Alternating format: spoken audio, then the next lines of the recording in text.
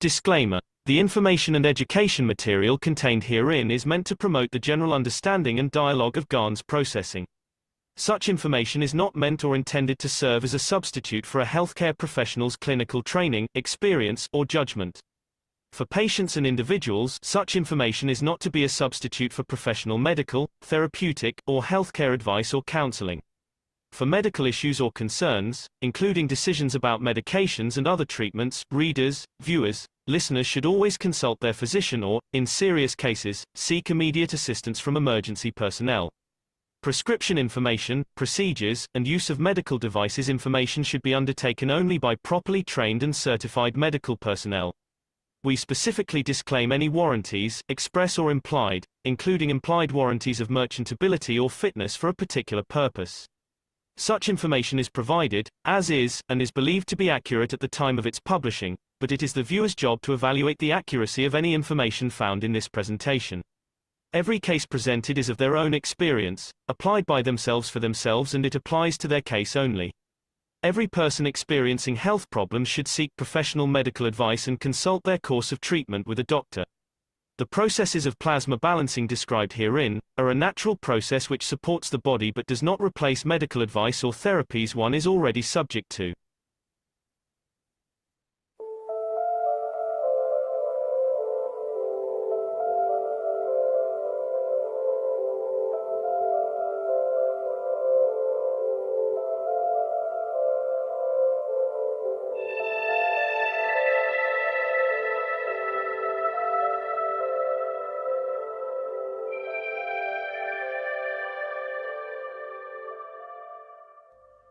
It's time for change to move into the real work of the universe. And it's time to understand that we use the matter state to reach the level of understanding of the soul of the man.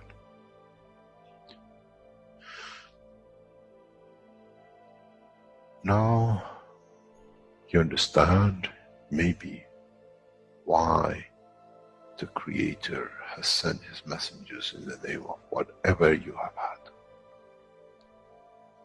Is that they bring the ears, that it can be used when the time of the Messiah comes. They can teach the soul and the message, not to oppose, but by them understanding through those who have become messiahs, to give from their souls to these to elevate, the job is made easy. The school is there and the students are devotedly there. Then there won't be any fight between what they call the Muslims and the Christians. The lamb and the lion will eat and sleep in the same nest. The Christians and the Muslims will sleep and pray in the mosque and in the same church in the name of their souls, not in the name of religion that is used to create so much conflict for the benefit of those who were the hyperactive children. The time has come, the time of change is here. And as I said, my wish is my command. If it's your wish to see peace, the path of peace is laid very clearly. It's the soul of the collective awareness. By giving will create that position of change. No other thing. There is no pen in the soul of the man. And I'm sure once you go into the universal community, you will never see anything written but the balance of the fields of the soul of the existence. Try to be humble enough not to and you possess. Otherwise, you'll fall in the same path of the church and the mosque.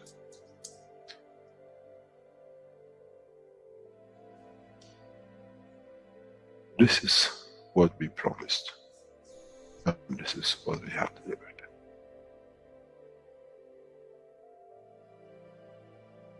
We have to understand the operation of the soul, and we have to understand the soul of the man is a star in the cosmos of the universe.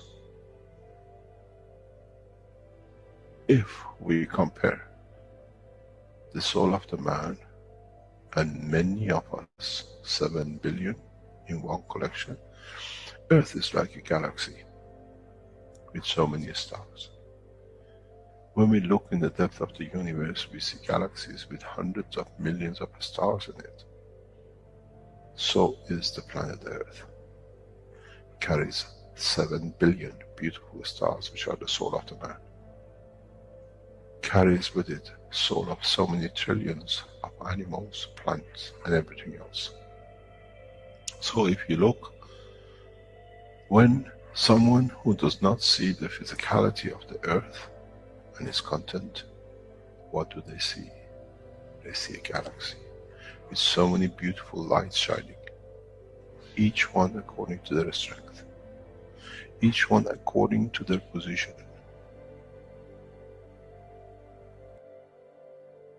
An infant has a beautiful soul, so has the old man. To those who do not see the physical dimension of this planet, but they see the strength of the field, we are clusters of stars. The human race, every single soul, no one from a distance sees that's the soul of a fisherman, that's the soul of the cosmologist, that's the soul of the president. They all shine irrespective of the physicality. This is the magic. This is what the new science has to bring to man. When we look to our soul, we see nothing but a star in the other souls. And this is the break. This is the understanding. This is what all these teachings are about. Coming to mature to the next level, to understand in the deep space, the universe is the oyster for those souls who serve. Then man is ready to go into space. Then man is ready to become part of the universal community which has been promised. I never promised you heaven. I always promised you the elevation of the man to join the family. And now you have the key. It's you who has to open the door to understand, if I can raise the soul of these people or millions of other souls, that the physical life on this planet changes, then I'm worthy to be part of the universal community. To be there to serve, to expand, to be there, to be part, that in the cycle of life of universe, I become, in being part, I become part of the totality. When man reaches that point, a new dimension in the strength of the soul of the man will appear, which is beyond imagination of understanding of the physical life. It's the gate to the opening of the new life, in a new dimension, which is beyond imagination of what you might call a new beginning, a new cycle. Which that cycle carries with itself the origin of the creation of life in the universe and the universe.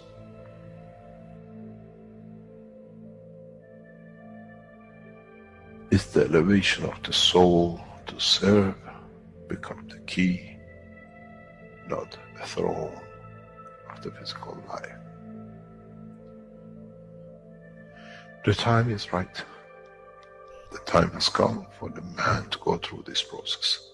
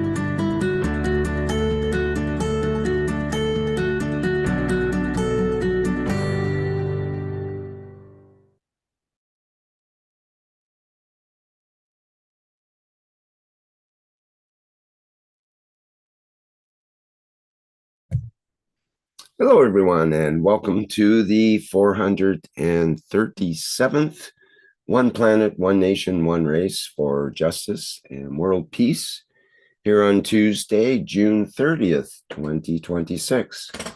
This is a production of the Keshe Foundation, Spaceship Institute, Education Department, and part of the Public Teachings in English.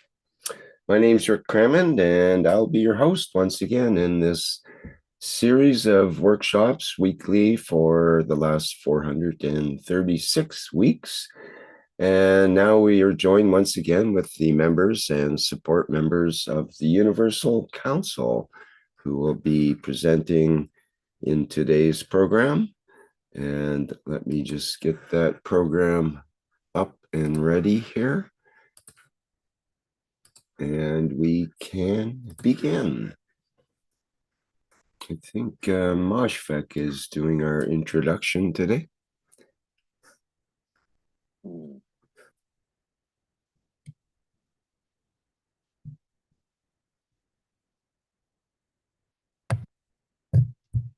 Hi, Moshfek. We're not hearing you yet. I see your microphone is open.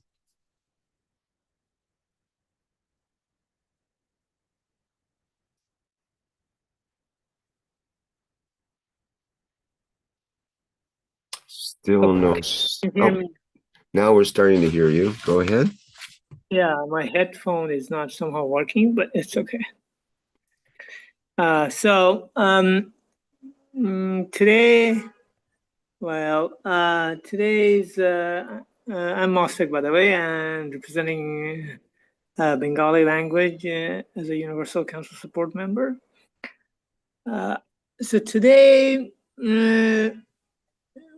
we are beginning to see things with a fresh perspective. Our eyes are not the way they used to be. People are observing and able to see hidden aspects of the world that were unknown before. So people's eyes are opening up. So, and as we open our eyes, perhaps we're in a position rather to look deeper into the physical reality. Deeper, what I mean by deeper is through the black hole of our eye in the center, which is our connection of our eye to the soul.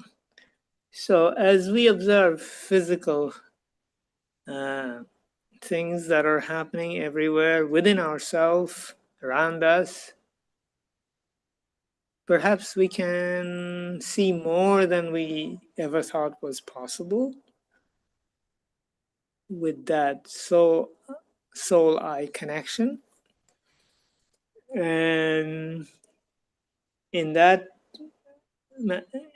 for that reason, today's One Nation, One Planet, One Race would be a sort of like first step towards seeing that for those of us who are inclined to do so.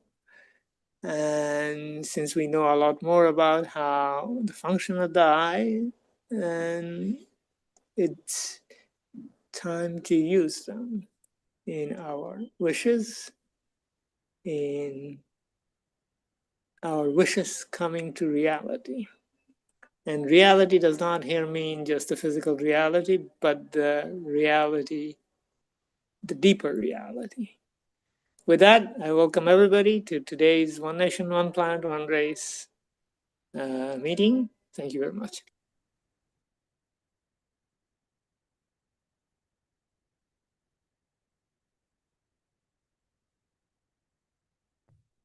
Okay, thank you, Moshfek.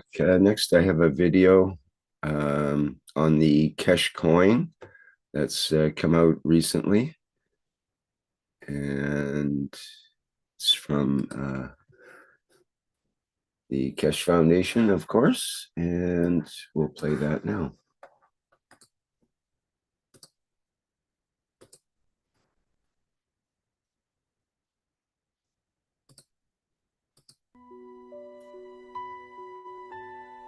world where value is measured from the outside, we have forgotten the profound wealth that lives within.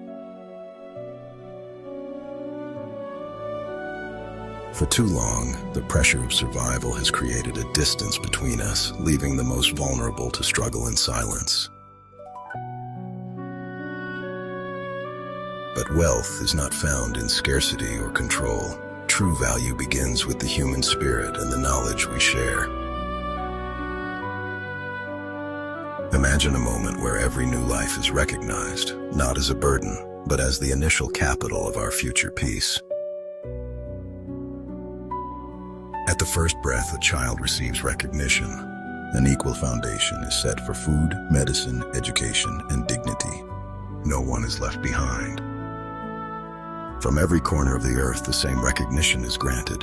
Equality is no longer a dream, it is the protocol. Behind this vision lies a secure, decentralized infrastructure, a blockchain built for service, not speculation. This network is the pulse of a new humanity, low energy, transparent, and grounded in collective responsibility. When basic needs are met, the mind becomes free, education replaces survival, and knowledge creates the path to peace. Through participation and service, we express our true value. We are no longer competitors, we are contributors.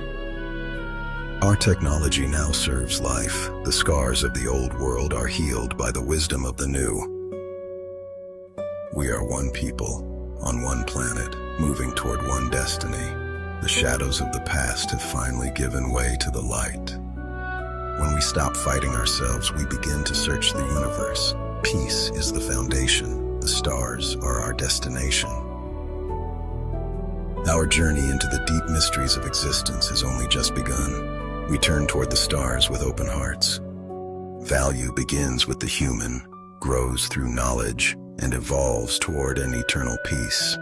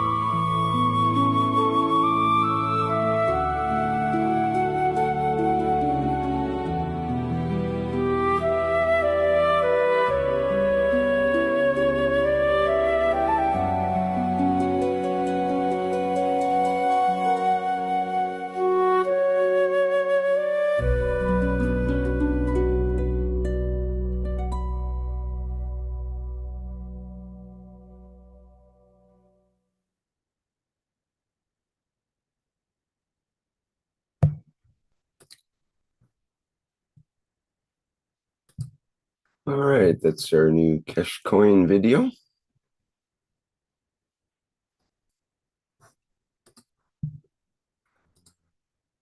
Hello, Rick. It's Dean here. May I say something about this new video? Sure. So, my name's Dean. I'm a Universal Council sort of support member, and a soul present who's been following the teachings of the Foundation and Mr. Keshe and the Universal Council, the Earth Council, and all the knowledge seekers for some time now. So we have a new way of looking, viewing, experiencing physicality on planet Earth.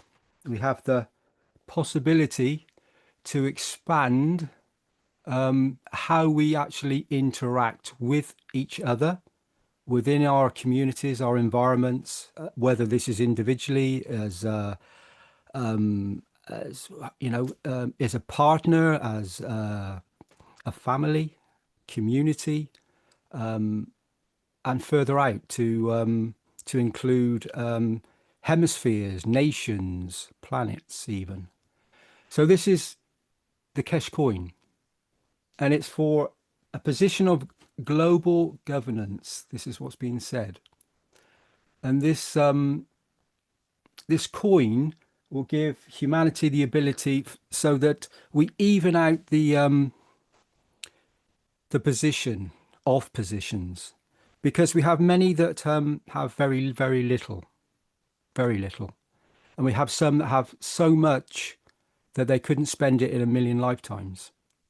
And this creates a very big interaction that is always where the stronger is sometimes taken from the weaker, when the stronger should be giving to the weaker. And this creates the flow of plasma, the flow from one soul to another in physicality or in non-physicality, as in the centralized energy of the soul, in the wrong way, in a way that doesn't benefit, doesn't create wealth within for anybody. And we've seen so many different interactions across the planet that include war and all the other things that happen, where, you know, as I said, the larger is taken from the weaker.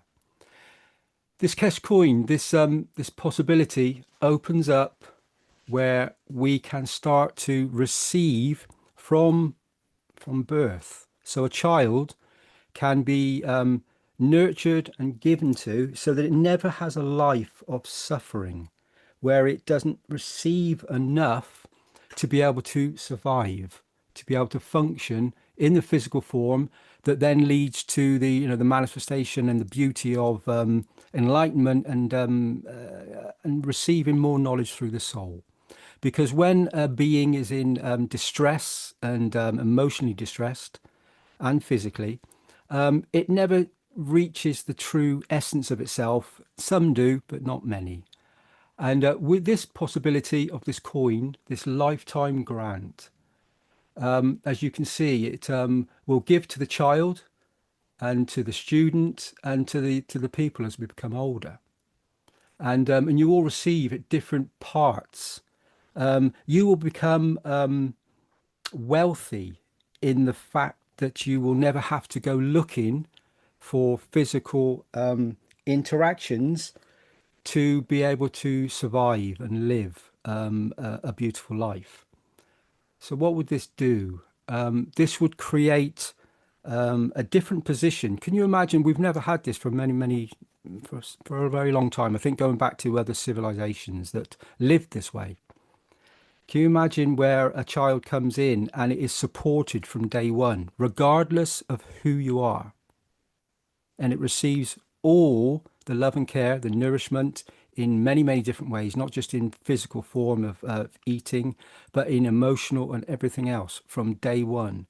In fact, before day one, Mr. Keshe has taught this many times, that you should speak to the baby, put your ear next to the mother's womb, speak love and give unconditional love from the moment that you have created this child, because this child reacts to this, understands this, feels this, and that emotional love and care creates strong, incredibly beautiful souls that then can contribute to the rest of society in the most perfect and beautiful way. This is what soul interactions really are all about. I think this, I feel that this is a very beautiful interaction that has been gifted from the Creator through Mr. Keshe, through the Foundation, for humanity to take a different position, a more understanding, more gentle, more beautiful creation point that encompasses all of us, not just a few. I remember reading only recently there was an actor that I won't mention the name, that said that he could buy anything and everything, and it meant nothing, because once you can buy everything, it becomes meaningless. So what he was searching for was outside for himself, when the wealth is within himself. And that is where people then step into other paths and other positions. Or maybe they can't because of their position they've already established, where they can't connect the dots.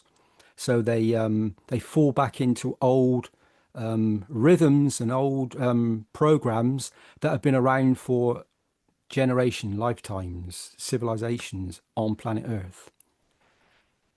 The Keshe coin, this global governance, is universal condition. It's a beauty.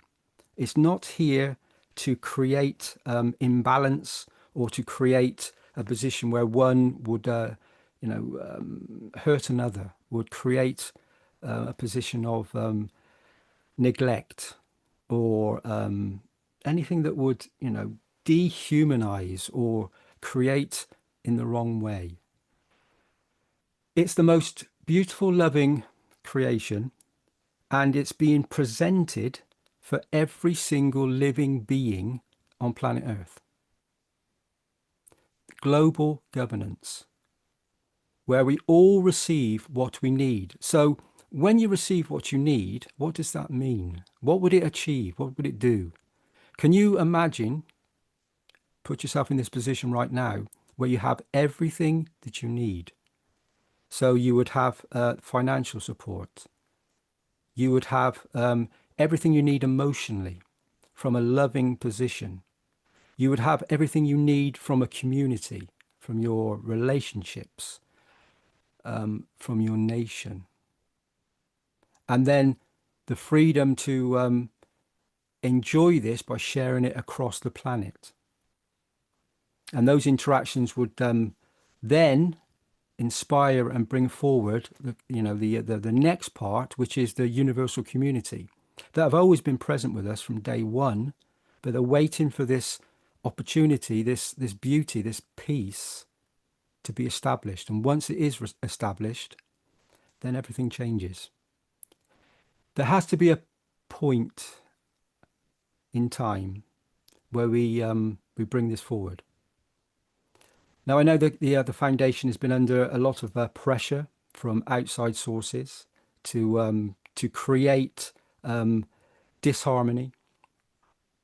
The foundation itself is very rock solid and is very knowledgeable because it has the wisdom of the universe, of the creator. So it's an addition and above any knowledge that we've received before from our prophets and things that have been present on planet Earth. They've come to guide us and bring us into unity and beauty. And this is a very big step in the right direction. And it will create beauty for all. From the moment, as I said earlier, from the moment you are born to the moment you lose your physicality, you let go of the coat. But then you'll still be supported because, as we all know, that's the next stage. That's the next position of the centralized energy, and it doesn't stop. It just continues on. And this is the knowledge that humanity has to come to understand, that we live in physical and we have an emotional and a direct connection to the creator through the soul of the man.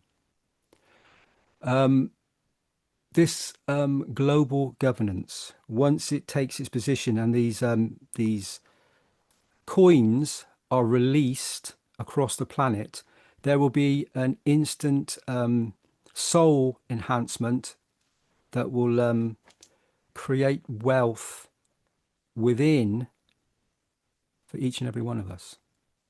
Because it's a bit like the soaps that the foundation produces. When you actually understand the elements and the interactions that are taking place when you rub those the soap together with water, and then you apply this on your skin, you feel it. I saw some people at the weekend that have been using these soaps, and their skin glowed. They look different. They have a different presence. It's very gentle. It's very beautiful. And this is what is coming in the form of these coins. They will gradually be distributed, and then the change happens from within. And then when we change from within, the exterior, the outside of us that is really inside of us, starts to manifest in a different way. It's the new creation point, and it is where humanity steps into the position and really understands that peace is the only thing that we really all desire. Because once we have this peace within inside ourselves, and I've been struggling with this myself for quite some time, You have to find this peaceful position. And once we do, once we establish this connection, then everything will change. And as you can see on the screen, there is an official registration. So please, I don't know, Rick, if you can show that. So it is the keshefoundation.at. You can register already and become part of this. You can start to receive for your, for your family. You can be part of it. I know that these new units are going to be placed around the planet Earth. And Mr. Keshe said they're going to be sunk in the deepest oceans and lifted to the highest mountains. They're going to be placed everywhere. They're going to create a new condition of beauty.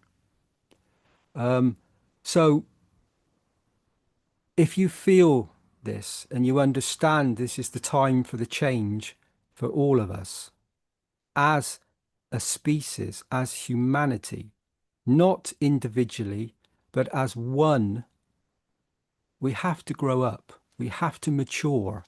We have to take a new position. And this is being offered by the foundation. And can you imagine the amount of work that has gone on in the background to establish this, to actually to be able to even consider this across all the nations? This is not something that merely happens. This is something that has to be coordinated and thought of for a very, very long time. And where would this come from? It could only come because it's been established in other places, in other conditions across galaxies and universes. And we are now being gifted with this. And the process has started, and you're all welcome, so welcome to be part of it. And once it takes off, once it's established, humanity will suddenly start to shine like a sun, like the beauty it really is. And I welcome this, as I welcome you all. Thank you very much, Rick. Thank you all for listening. And if somebody else would like to say something, this would be wonderful. Thank you.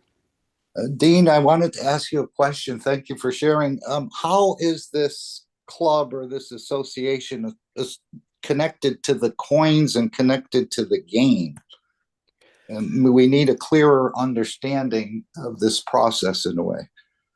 Yeah, as usual with the foundation, it's sort of you go into it, you position yourself, you sign up, you become part of it, and then as you do it, as you establish the connection, then it starts to open up, and it only takes one to open up the connection, and that connection was opened up a long time ago with all of us, and this is just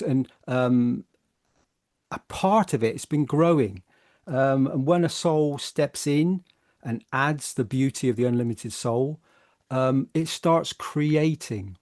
And this is the manifestation, this is the leading on. So this process started a long time ago with Mr. Keshe. Now we're at this position, and many other souls have joined and contributed and established this site, this membership, as we see here, of the association. So once you actually join this, you become part of it. And then you can play this enlightenment game. I haven't actually played it yet, I must admit. I'm playing the enlightenment game myself, with myself at the moment. And I've had some extremely wonderful experiences and some that have been difficult. Let's put it that way. So you can be part of it. It's up to you.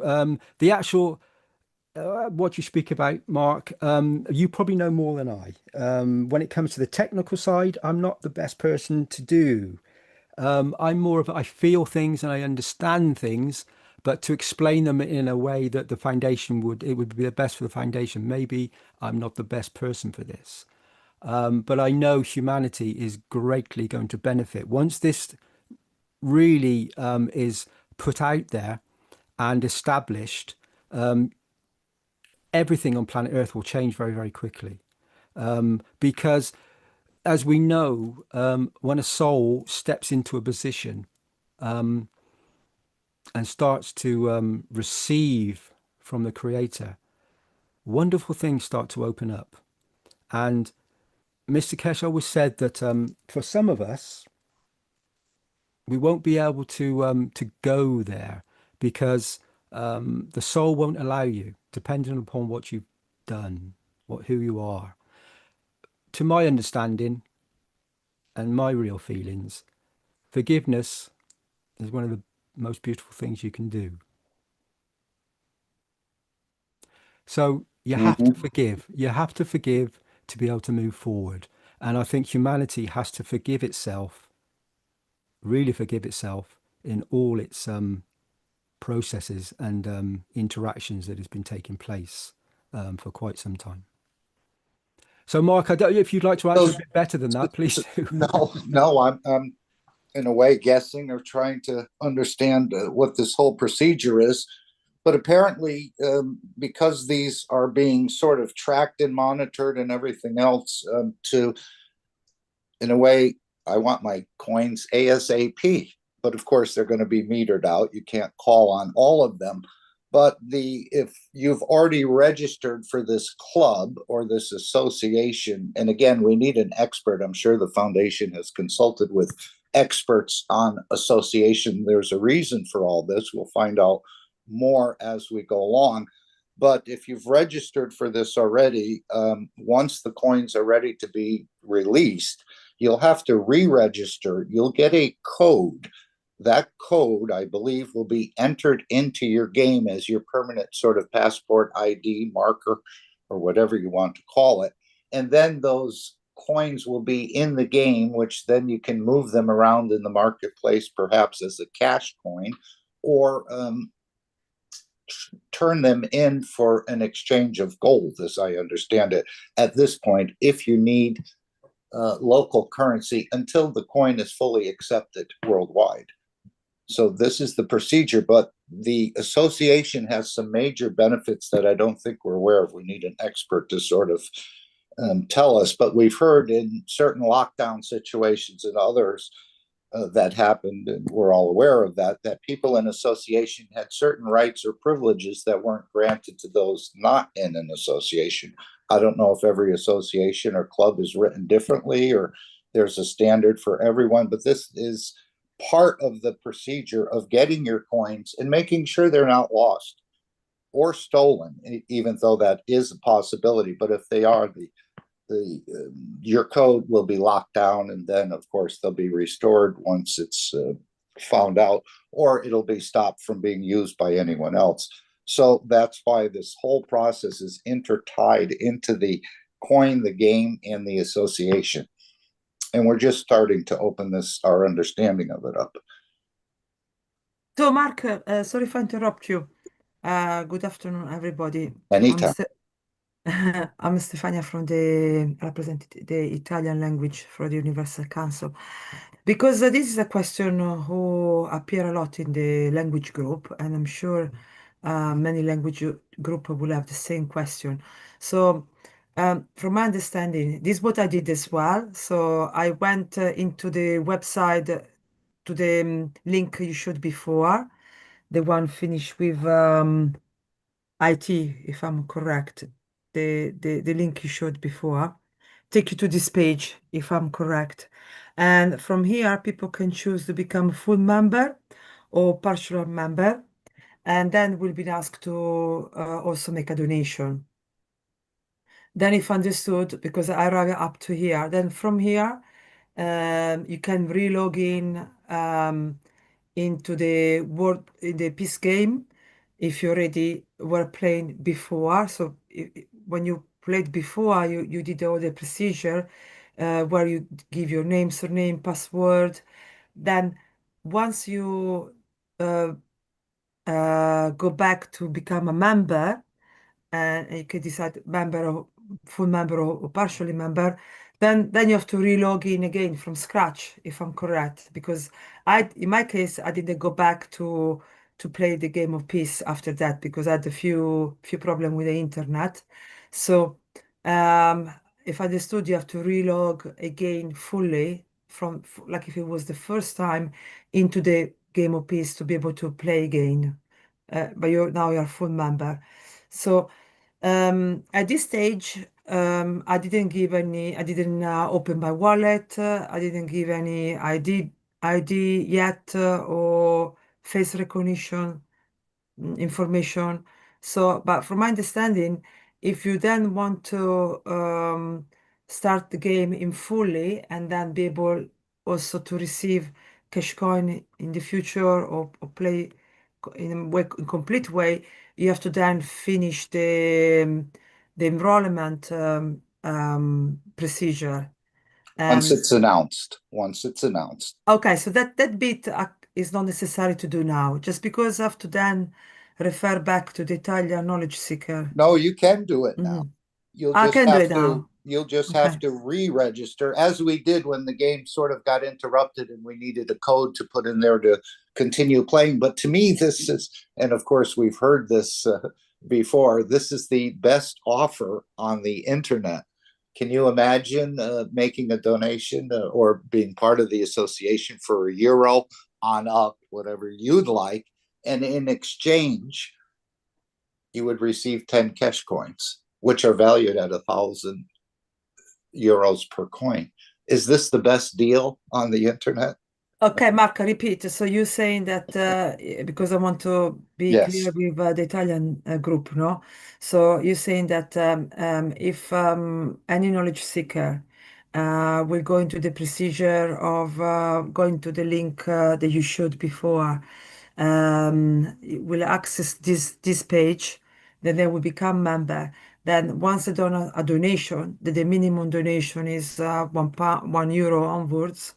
They can make any donation they want. But let's say someone is really, really poor and can afford all €1, they can do that too. To everyone who become member, then they will receive this 10 cash coin. And this 10 cash coin, the value of one coin is €1,000. So in theory, they receive €10,000. For 10 cash coins. 10 coins, whatever. But again, this is an internal coin to the Keshe Foundation. It is not a cryptocurrency at this point, although down the road it will be. The cryptos will be subsumed within this. But this is the only coin in the world that is backed by gold. Yes, I understood, for example, from the past teaching, I understood that the coins will not have inflation. I said the inflation. I said the. Oh, you mean inflation? Yes. Inflation. So it will stay always the same value. So there is not this game that we usually get in the stock market and blah blah blah. So they stay fixed, the volume of the coin. And from my understanding, now it will be internal with the Keshe Foundation, with the Keshe product, only because it need first to be tested and second it to be accepted for more nations. So from my understanding, Mr. Keshe said that there are 4 to 5, I think 4 or 5 countries where the leader accepted to start the trial of this cash coin. And I think what I understood from the past teaching that if this goes successfully, then this structure goes successfully ahead, then naturally more country would like to be part of it. And then once we got a solid structure and it's more accepted from more countries, I think at that point we can then use it for outside Keshe Foundation. So this was my understanding. Yes, this should go viral, absolutely, once people understand. But again, you can register now, but you'll need to re-register when it's called for to actually get that code emailed to you and then insert that code into the game, as I understand it at this point. Mark, I think, thank you both of you for that explanation. I think that to begin with, like all things, it's a little bit complicated and a little bit convoluted to be able to, establish the connection. But hopefully this will change over a period of time where it'll be a smoother process and be easier for people to, to actually sign up. There'll be a procedure you can go through that, that's explained very well and almost like it was automatic. It could be done by literally just ticking a few boxes and writing, obviously, your details in. and then gradually it become easier and easier, because once you're accepted, it's like anything. Once you've had all the, the checks on yourself, your security checks and everything else, to say you are who you are, then the process becomes that it locks into you, and then you can receive. So hopefully the foundation, and the association will, that is already established. So all the laws and all the political things that are required for this to function are already in place. So this is the next stage, and as I said, it needs to be slightly simplified, but that will come over a period of time, and then people can start interacting. And we need the real people that really need these interactions, that have very, very little. And all they have to do, literally, is as the process gets more simple, is to sign in, and sign in with pure intentions, and receive this beautiful gift, that is, your birthright is free for each and every one of us, as present in a physical form. Isn't this what we've always wanted on this planet, where you have no, there's no, I don't have anything, or I have everything. I'm not born with a silver spoon. I'm born with very little, but it doesn't matter anymore, because we're all the same. We all receive the same. So sometimes, when people have very much, they become very spoilt. And sometimes when people have very little, they suffer. So and both ends of the scale, believe it or not, are not so good. So when you start to balance the environment, you start to enhance both ends of the scale, then we come into a peaceful conclusion. And this is where we are at the moment. This is the beauty of it. So this is the early stages. It's the work's been done. It's in position. It just needs the knowledge seekers, and remember, we're all knowledge seekers. If you are present on planet Earth, you're a knowledge seeker. We're all part of it. We all breathe the same air. We're all part of the same function. So we're all knowledge seekers. So come forward, sign up, and be part of this beautiful process. The establishment of a global governance that is going to take us to a wonderful, peaceful conclusion for the whole of humanity, the whole of the species. And Thank you, isn't, Dean. Yeah. Thank you. isn't this a super offer? If you have a better offer on the internet, let us know. I don't think you'll find one. No. Mark, thank you, Dean. Mark, like here, no? So people for the who is new, so should sign the peace treaty first, because that is the first step. So that any person, when they join the foundation, has to do. So they commit themselves to peace. So this technology cannot be used to do any harm. Then the second step will be to go into this address, www.keshefoundation.at, if I'm correct. This will take you to the membership page, where then you become member, where then you can donate. And after that, you got the email to go to play the game of peace.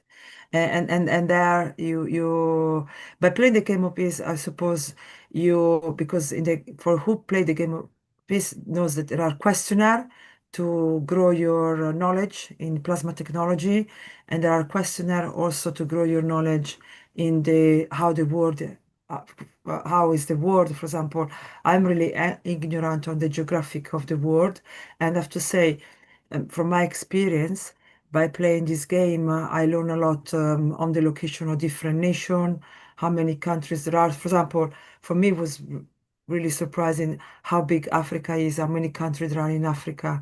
So you get really knowledgeable on their culture, or on the geographical size, and any information of each nation. It was very interesting. And plus, you learn how to help each other, because with the game of peace, another my experience was that you are there to help each other, and by helping each other, then you end up to also collect cash coin, and the cash coin also will also help you to in the long run, when everything will be more accepted to and everything will function more smoothly, you will be able to buy stuff within the Keshe Foundation and exchange goods within the Keshe Foundation, and then eventually you will be able to also take it outside the Keshe Foundation. But by then will be also recognized from the governments. So my understanding also is that Mr. Keshe said in the last workshop they will start to give cash coins to university and to knowledge seeker. This was my understanding. This one. It has to go through a testing period first as well Yeah, perfect. to see how it all sort of flows. And that way, when it's released, it will be released the correct way. And it's also good to play the game because by playing the game, even though now we've been having a lot of issue. Do you remember with We're helping AI? Yes, you're helping the Keshe Foundation just by playing the game, and that is a separate registration. Don't stop yourself from playing the game of peace and enlightenment. Right now, getting used to it, it's starting to accumulate resources towards a cash coin or cash coin. And what you said about speculation, these coins, we hear so much, oh, I wish I would have got into Bitcoin when it was, whatever it started out at, and then it went up to so much. This is not a coin. It's an internal coin. But it's not a speculative coin. It will be fixed on the amount, whether you obtain them in October or you obtain them at the end of 27, let's say. So you won't have the regret, oh, I didn't get in early, I lost so much, and so on and so forth. And the security of the coin and backed by gold as well. So many, many advantages. And again, to start living peacefully, this is what this whole process is facilitating. Yeah, because it's not really a structure to make money, but it's a structure to take out the basic needs, so people stop struggling. Because I suppose the main problem for everybody, for all of us, is constant struggle of cover the rent, cover the food, cover Yes. the shelter, no? But if we can stop struggle and have the basics for living covered, then we can spend our time on do more what we want to do. So this is Peace I of think this is mind. the concept, yeah. Right. And in addition to these 1,000 cash coins, if you play the game and you play it, if you know how to play the game, you can earn up to 2 cash coins per month in addition to what's being gifted to you. So Yes, and I think, like I said, the aim of all this is to put all humanity, because it will be done in all the countries. Hopefully, it will be, doesn't matter which country you're from, doesn't matter which type of country you're from. We all gonna have the same chance to come out of struggle if you're struggling, and we're gonna have the same chance to be able to study, be able to develop what we want to develop, and not to worry to put food on the table. So that would be the goal, to take off all the basic needs of all humanity. So that would be a really good dream. Yeah.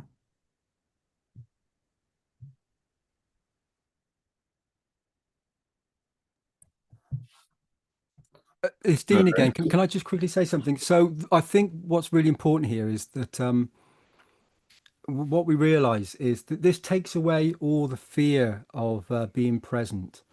So when you don't have to suffer, it frees you to be able to be creative, to be loving. So when you're not always chasing to be able to, as we've just been said, to cover the rent and the food and all the other basic needs not just a human, but anybody needs. This creates a different condition. Can you imagine how society, individuals, groups, and families are going to operate, how they're going to start functioning when they don't have the fear of going to have to, find this financial amount of money to be able to survive. And that's what it's been about for a long time, is survival. And we know that some have been keeping us in this survival mode for a reason. This global governance now steps outside of that system, and it creates beauty.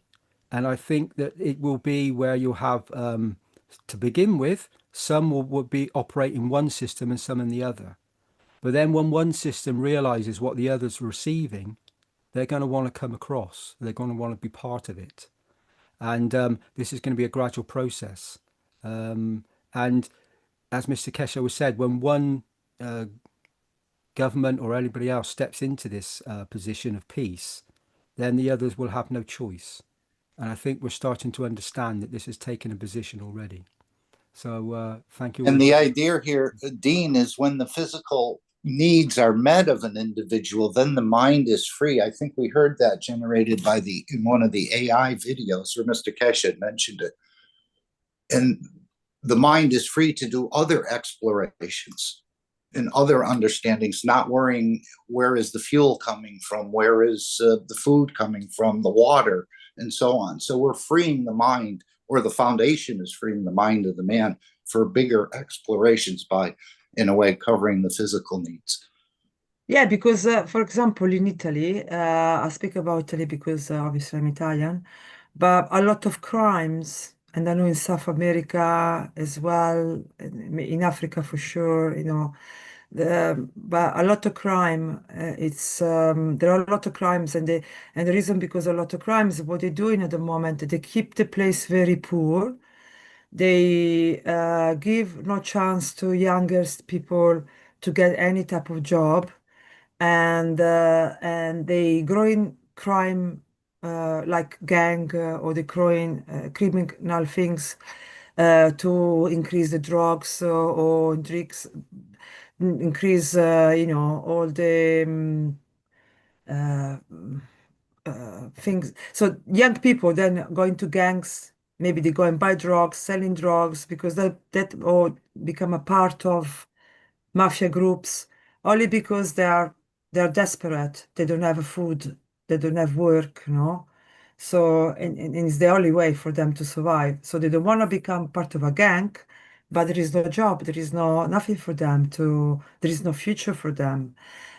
So I think this is a perfect way to take off this huge problem that there are in many poor countries.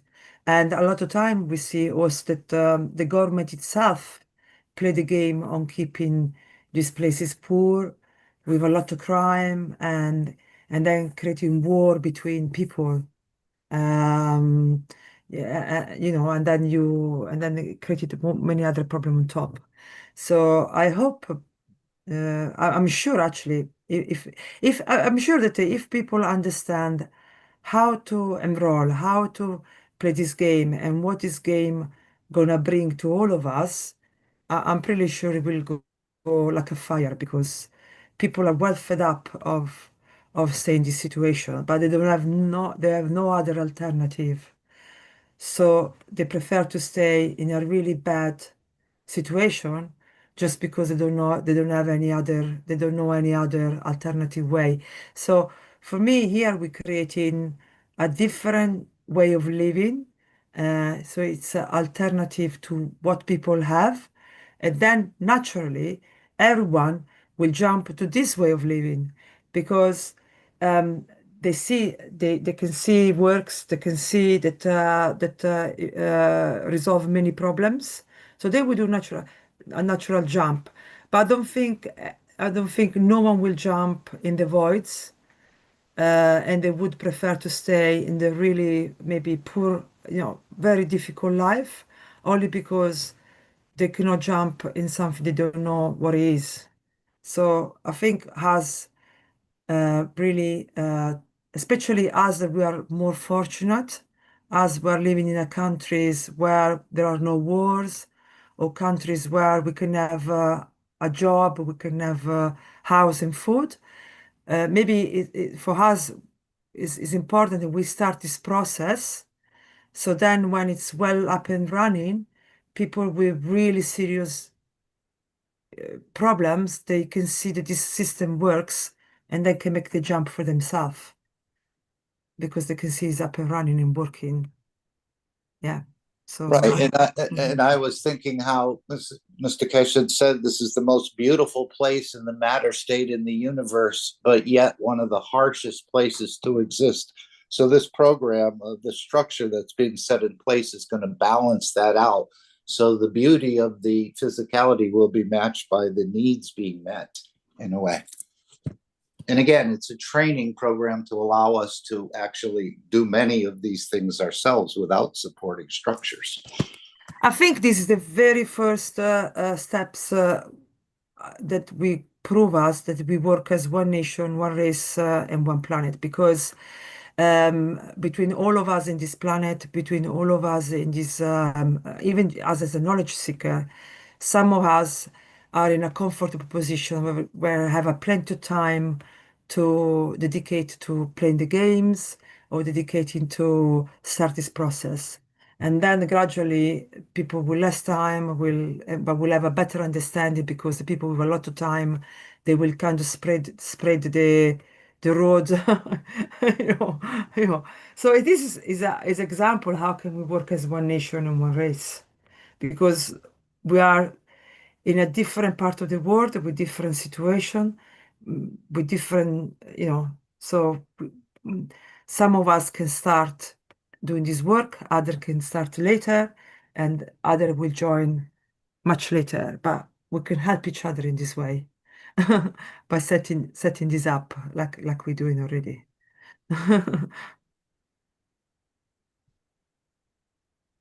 Can I just add to this? So I'd like to read the top of this document. I think that's an important part of it. So it says the provided document outlines the regulatory framework and distribution limits for the use of the Keshe coins by individuals and nations to ensure the initial grant of 1,000 coins lasts a lifetime.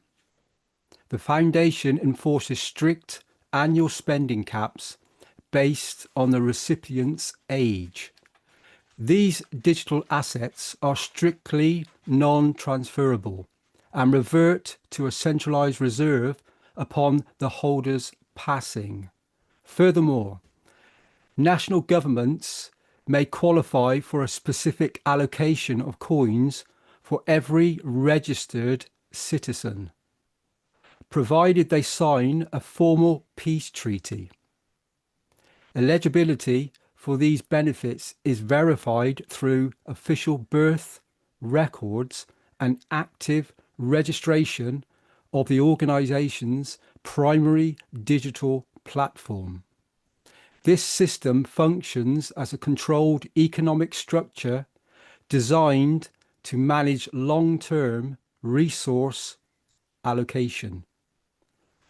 And I think that's a very important part that we need to establish and for people to understand that this is from an individual to nations and all can benefit from this. You know, the whole social structure of the planet will be greatly enhanced by this. You know, where we rely on governments to create all the positions of wealth for us to be able to receive, and that some of us in our physical forms, you know, find this difficult because they have disabilities and there are many other emotional conditions. Whereas this will release all this. It will create another governance of beauty. And on this planet, in this particular moment, this is the seed that will bloom into the most incredible flower, whatever you want to call it. It will be the beauty of the creation for humanity. Thank you all. Thank you.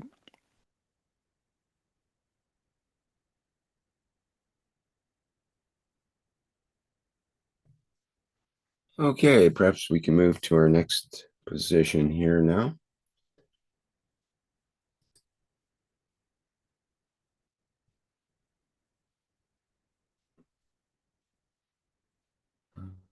See. Yeah, we'll go forward because this is the membership.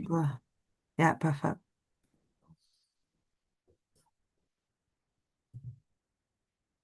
And the peace treaty, I mean, this is the peace treaty that we have to sign regardless. So we'll go forward as well if you want.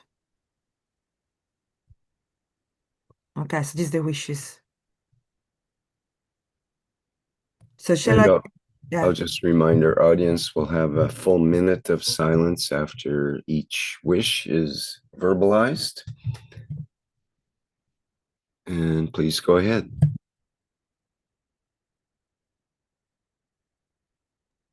I can read this one. With the Universal Council, give from our soul to relieve the hardship of life of all people on earth.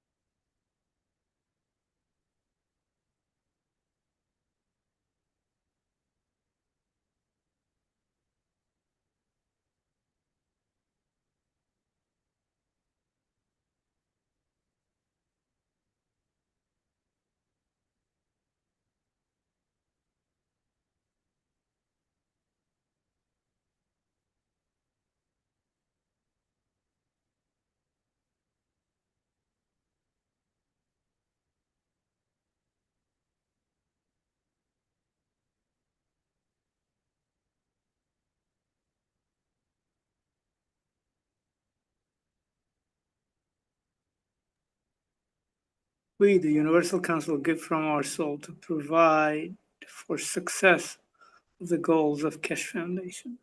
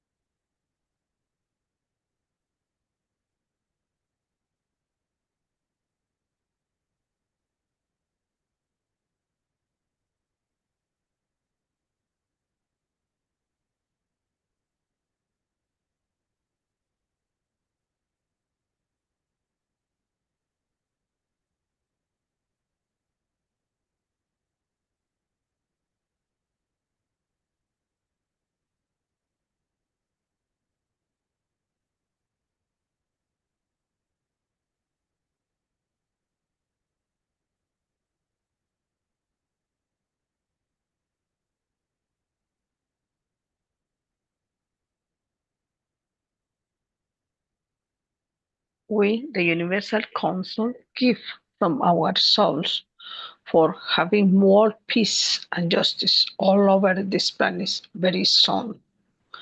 Our wish is our command.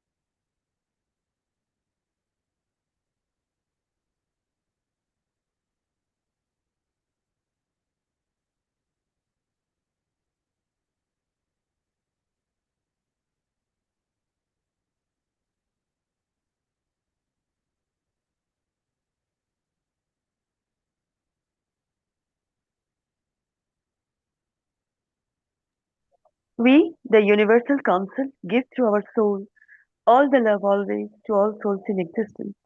Our wish is our command. We are present.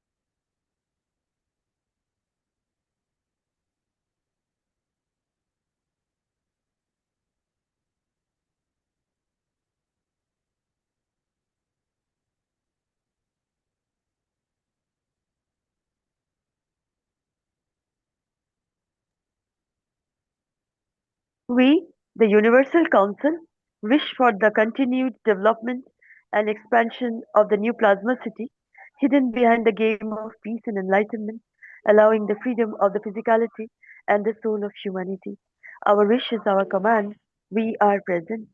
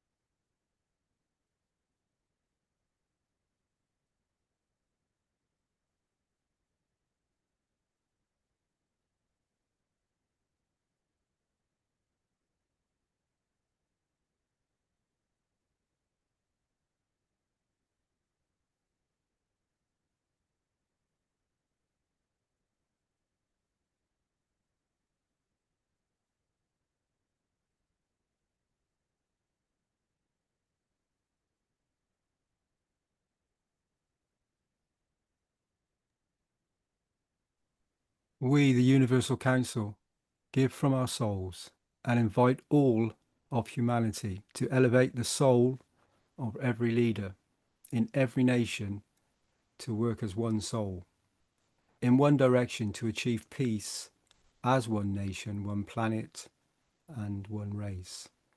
And our wish is our command. We are present.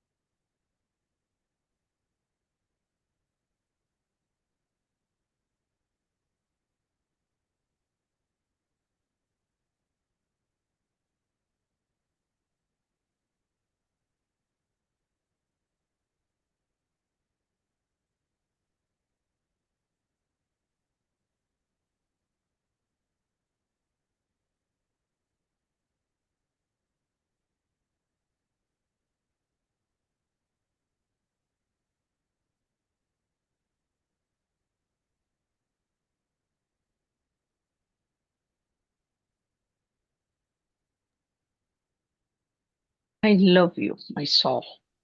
I live you and I love with you and adore you. This is most beautiful words to give to your soul. When do you remember it, that your soul?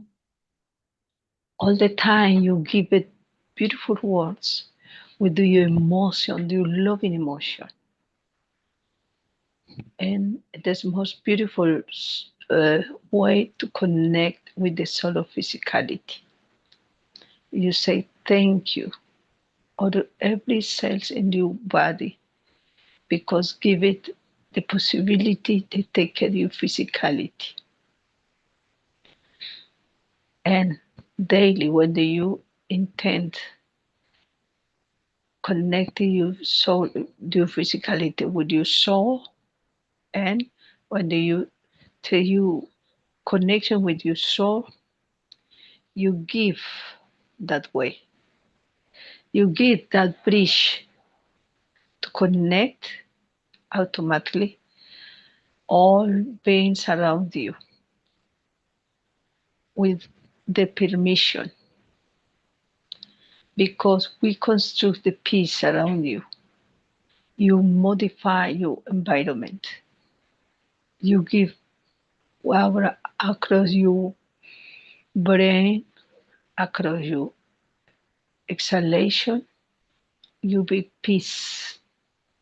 You love. You construct the knowledge to the others. You construct the beautiful life at your planet.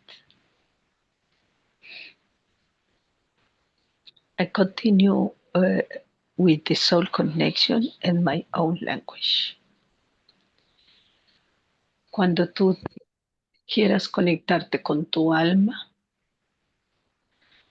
conectar tu alma con tu alma de la fisicalidad, cuando te acuerdes de tu alma, que es como acordarte de Dios, tus mejores palabras, tus emociones más grandes, puedes expresarla también a través de yo te amo, mi alma.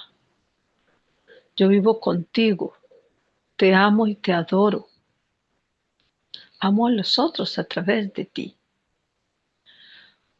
Cuando tú dices estas palabras,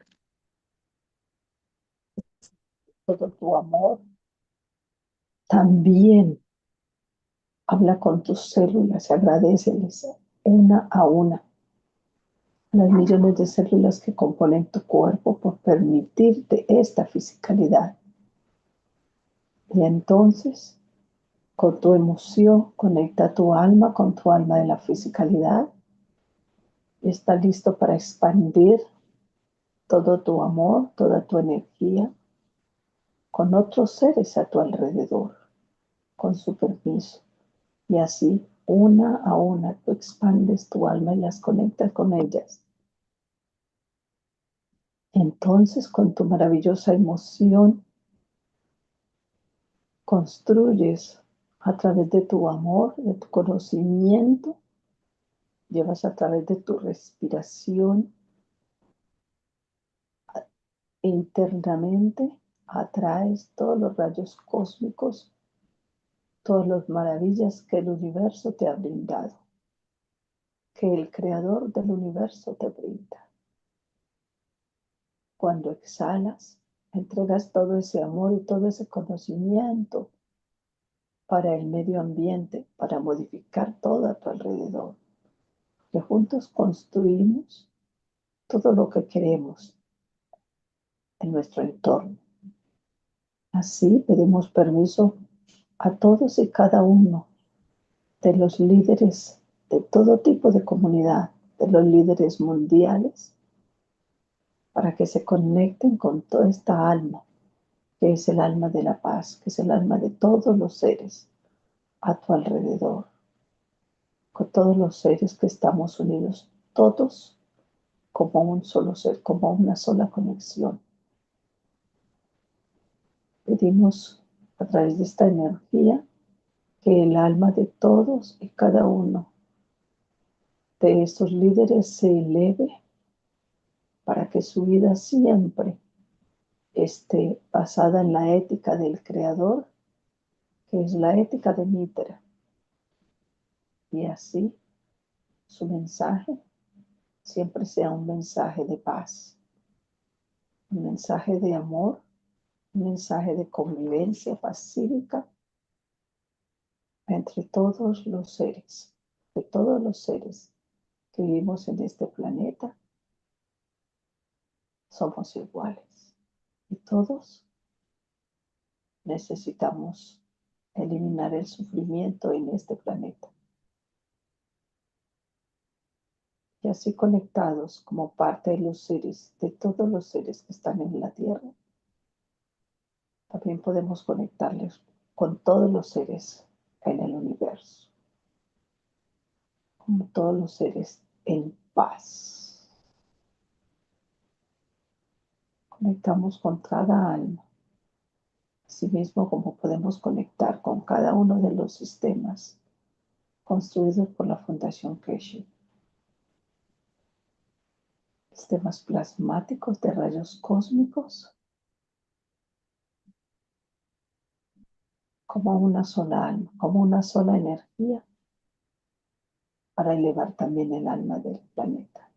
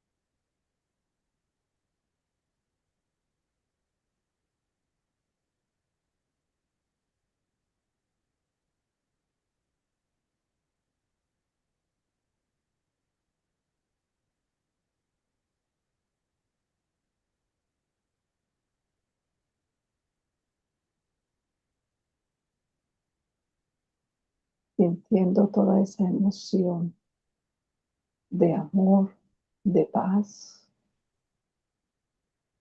de felicidad que se proporciona y que se vive en todo este planeta Tierra. Regresamos y agradecemos a todos y cada una de las almas que libremente se han dado permanentemente como parte de esta alma de la paz. Damos gracias también a nuestra alma hermosa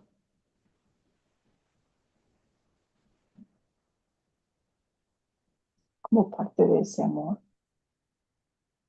que llega al Creador. Gracias por dar libremente cada alma para que todos nos unamos como el alma de la paz. We are the soul of peace. Thank you. Next. Thank you.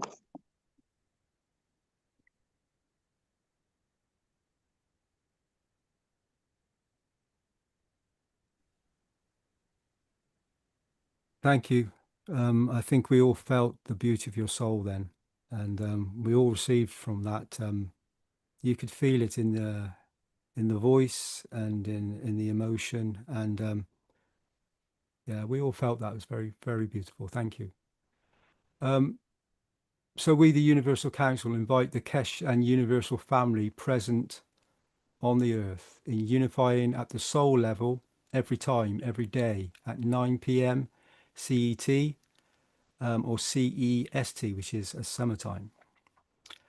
We, the Universal Council, give from our souls and invite all of humanity to elevate the soul of every leader in every nation to work as one soul in one direction to achieve peace. As one nation, one planet, one race.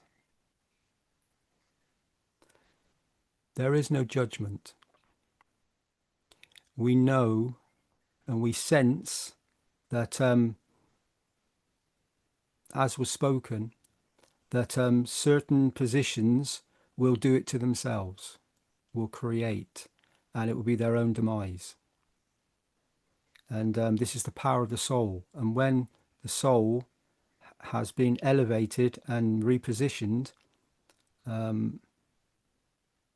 we see it across nations. We see it in individuals. We sense it as a collective soul. When you spend some time and communicate and are present with yourself, with all, you can connect to the vastness of everything, which is contained within the small sphere of containment within your very existence as a structure on planet Earth. We call it the skull of man. And from that position, in physical form, you can contact all the beings across all the nations, all the galaxies and universes. And the Universal Council come together with all the various councils, regardless of where you position yourself on planet Earth. We are all from the same seed. We all come, we may have been created on planet Earth, but the soul of the man, that eternal part, all comes from the creation point. And we can take our position with how we'd like to be viewed, whether it's through theological eyes or spiritual eyes or countless other informations that have come forward onto planet Earth. And most of it is man-made. Most of it is man-made from the environment and the conditions that we find ourselves in and this communication that we restrict our unlimited abilities to. We contain ourselves, very much like the soul is contained within the skull. But when the skull, when the blood settles, the soul is free and communicates with all. So this is what the Universal Council has been doing. They come together at 9 p.m. CET or CEST every day. You can do it in each and every moment. So you can do it whenever's right for you, when it feels right. It only takes one breath, one quiet moment to connect and to enhance all. And the Universal Council will be present, will hear this, will know in the instant you think it, in fact, before you even think it. And that is the beauty of this creation point. If time is relevant for us in a physical form on this planet, when you start connecting to the soul, you soon realize there is no time. It changes. This deja vu information, this remembering starts to take position. So this is the One Planet, One Nation, One Race, thank you, Rick, for justice and world peace. And I think we're all feeling this now. We're all starting to understand this. And as this field interaction spreads amongst, the souls, it's touching the physicality. So one plasma reacts with another plasma. And our bodies are full of plasma, billions and trillions of cells that interact with each other, very much like the stars in the night sky. They still have the same sort of interactions. We come to understand that when you start feeding, soul feeding, your body through your interactions of your mind. And what is your mind? Your mind is a physical form of two spheres that has a centralized energy that is the soul sat in the middle. And from this, it emanates like a sun, creating matter state interactions that we then experience in our physical forms.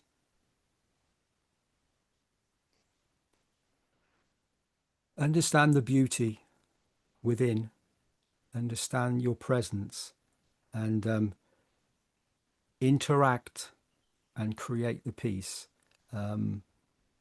for each and every one of us. Because when we create the peace within inside ourselves, we create for all.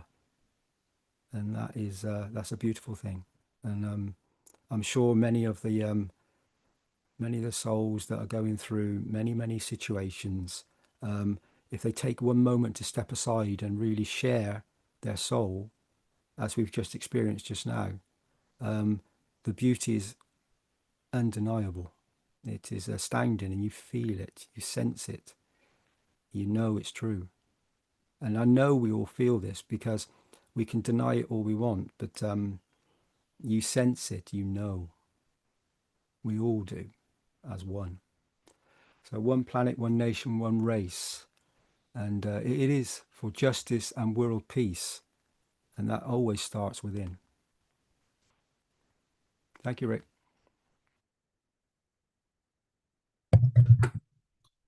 Hey, thanks, Dean. Next, I have a video to play on becoming a Universal Council member. It's an excerpt from the 576 Knowledge Seekers Workshop. Play that now. There's something which I should have made an announcement.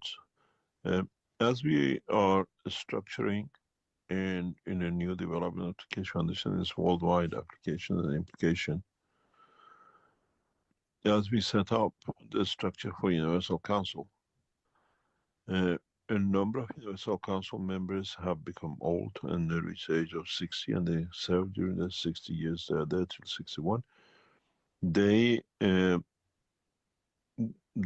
To run the functionality of the operation of the what we call energy dimension, the Universal Council members, if you want to become, please consider and let your soul decide of any languages around the world, as these will be announced very soon internationally, and we expect the souls to serve. And if it's from the knowledge seekers who understand the technology with dimension of the soul, you can apply for to be added to and become a member of the Universal Council.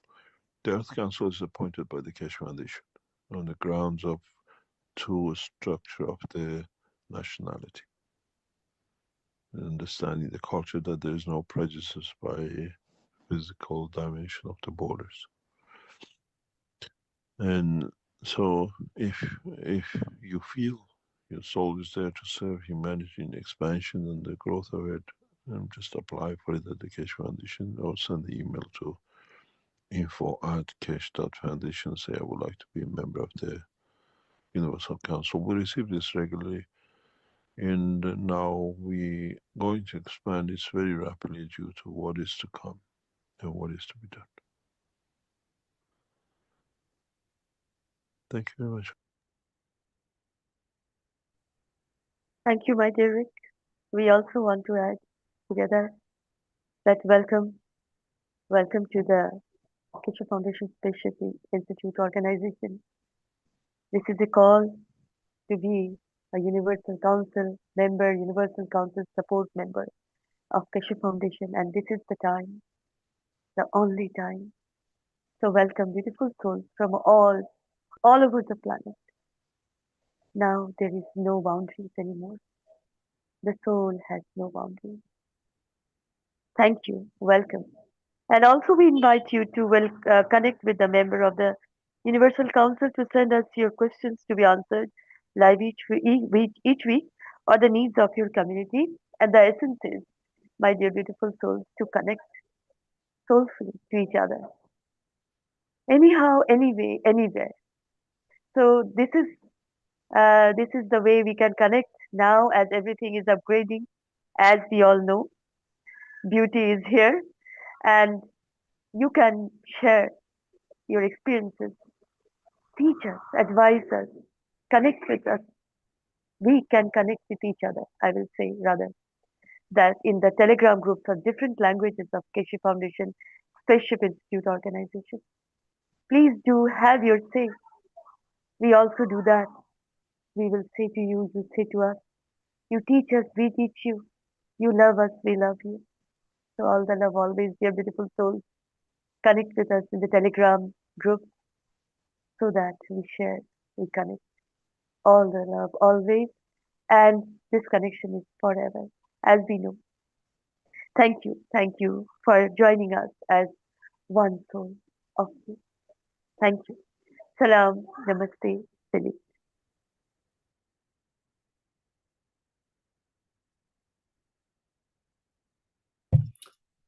Next, I have a video of, it's an AI video from Ed on the last Knowledge Seekers workshop. It's called Soul and Deja Vu.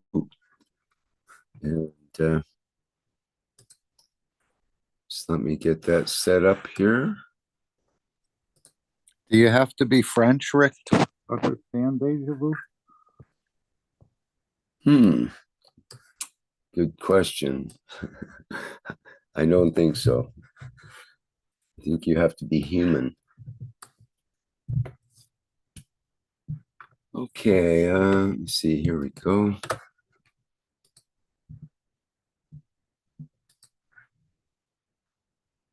Center, that is identical in every single human.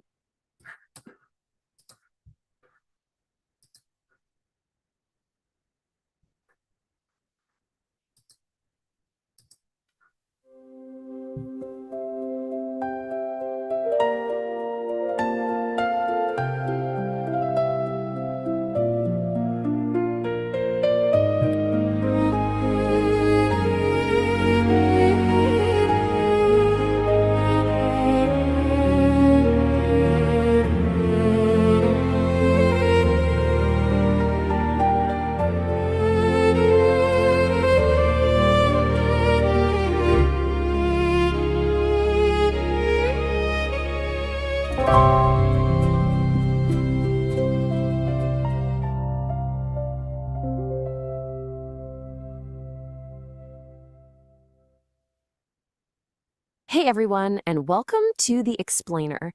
Today we're jumping right into the fascinating framework of KSW 648. We're going to unpack some really unconventional and intriguing theories about human existence, the mechanics of sleep, and the cosmos. And it all builds up to this one totally mind-bending concept, the idea that your soul is actively trying to guide your daily life. Okay, let's dive into this. You know that feeling, right? You're in a totally new situation. Maybe you're just walking down a street you've literally never been to, and suddenly you're hit with this overwhelming, inexplicable sense of déjà vu, that absolute certainty that you have been here before.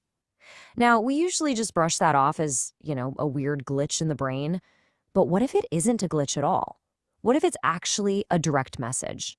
Today, we're exploring a framework that says these moments are way more significant than we realize. So, here is our roadmap for today.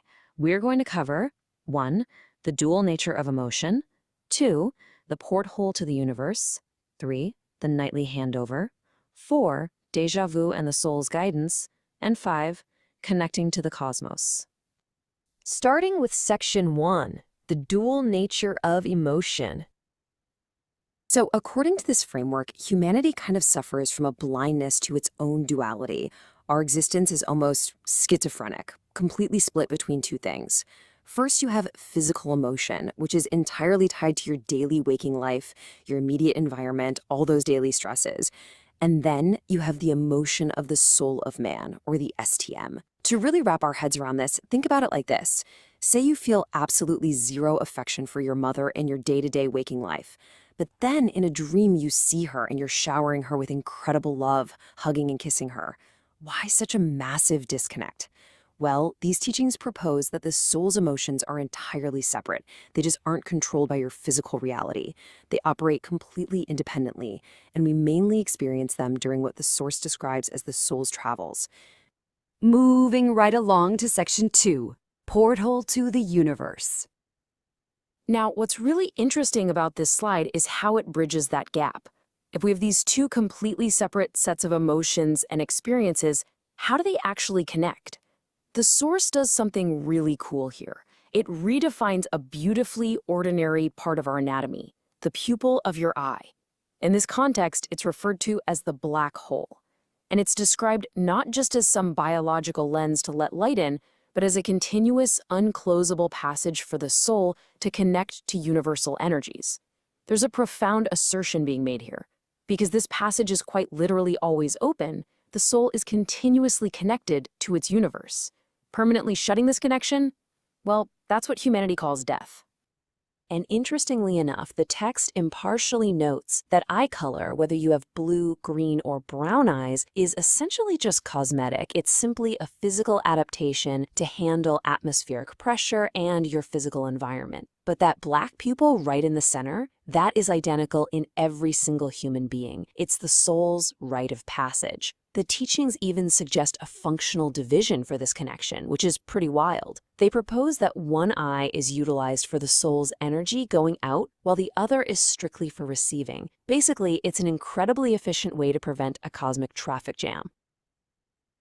Which brings us to section 3, the nightly handover. Since the soul is always connected, you might be wondering, what happens when our physical body shuts down for the night? The text describes falling asleep as a highly active, coordinated military command handover. You know when you've held someone as they're falling asleep and suddenly they give that little shiver or twitch? Modern science usually calls that the body releasing overcharges. But this framework argues that those physical shivers are actually the exact moment of the handover. It's the literal physical manifestation of the soul taking the reins so it can begin its nightly travels into the dimensions of the universe. And I absolutely love this metaphor. It leaves the physical body with a very specific job. The text says, quote, "Your physical body is nothing but a guard dog, physically, looking after the boss inside. So while the boss, the soul, is out traveling, the physical body just stays behind. It rests, sure, but it remains deeply alert, just like a loyal guard dog. Even with its eyes closed, the body is ready to jump at the slightest sudden noise or touch. And when it does, it instantly signals the traveling boss to come back home and take over the physical dimension once again. All right, on to section 4, déjà vu and the soul's guidance. This concept of the traveling soul brings us to the absolute core focus of KSW 648. If our dreams are actually the recorded memories of the soul's travels through the universal community, then déjà vu is the ultimate manifestation of those travels bleeding directly into our waking life. It's not a misfire of your brain's neurons. It's a recorded memory of your soul's actual travels into the future. Your soul has literally already been to this exact moment. So when you feel that undeniable wave of familiarity, the text urges you to stop in your tracks and ask 2 direct questions. Why has my soul brought me back here? And what am I supposed to learn from this? And this brilliantly illustrates what the source calls a personal day of judgment. Déjà vu is essentially the soul providing you with advance warnings based on its prior travels. It has already seen the outcome of the exact situation you are stepping into, and it actively pushes that feeling to the forefront of your consciousness. Why? Just to see what you're going to do with it. So, how do we actually apply this guidance? Well, first, treat déjà vu as a clear warning. It's often meant to help you avoid a specific outcome, like an accident. You need to recognize that gut feeling as advice from a friend who has literally traveled there first. Crucially, the framework says you should never let your physical emotions, your ego, your immediate desires, or even your waking logic override the soul's guidance. The text is pretty blunt about this. Ignoring the soul's advice means you will, quote, pay for it. And that leads to that bitter realization where you're left saying, man, I knew I shouldn't have done that. Finally, section 5, connecting to the cosmos. So what's the end game here? What happens when humanity finally starts listening to the boss instead of just letting the physical guard dog run the whole show? The teaching suggests that right now, humanity is basically locked in a village going nowhere. We are essentially trapped in a prison of planet Earth simply because we continually prioritize our physical emotions over our soul. Progress requires complete trust. By trusting the soul, which, according to the text, never lies, never cheats, and has no debts, we allow it to wash away the dirt and damage of our physical life. And that is what ultimately opens the door for us to join the universal community. Now, the source material doesn't just leave it at theory. It actually offers practical exercises so you can confirm this for yourself. One fascinating recommendation is to wear stereo headphones to sleep. The idea is to adjust the sound barrier until you hear not with your ears, but with the very center of your brain, effectively pinpointing the soul. Then you record the future scene dreams that follow. Another incredibly simple exercise is to just look in a mirror. Gaze right past your eye color and deeply acknowledge the black hole of the pupil. Which brings us to the ultimate question laid out by these teachings. The next time you stand in front of a mirror, what are you going to see? Will you just see the superficial physical beauty of your eye color? Or will you recognize the sheer majesty of that black portal, the continuous, unclosable passage that feeds your soul and connects you directly to the entire universe? It's a genuinely profound thought to leave you with, and it definitely challenges everything we thought we knew about our bodies, our sleep, and our ultimate destiny. Thanks so much for joining me on this explainer. Keep questioning, keep exploring, and I'll see you next time.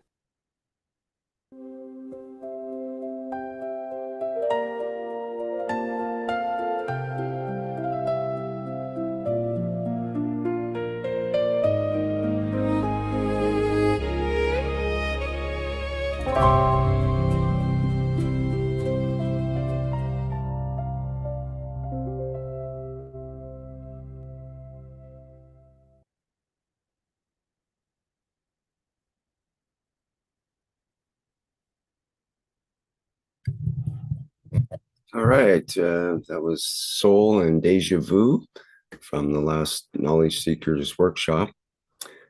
Speaking of which, we have the knowledge and understanding about the vision, eyes, and soul. I believe that Stefania, are you going to present that now?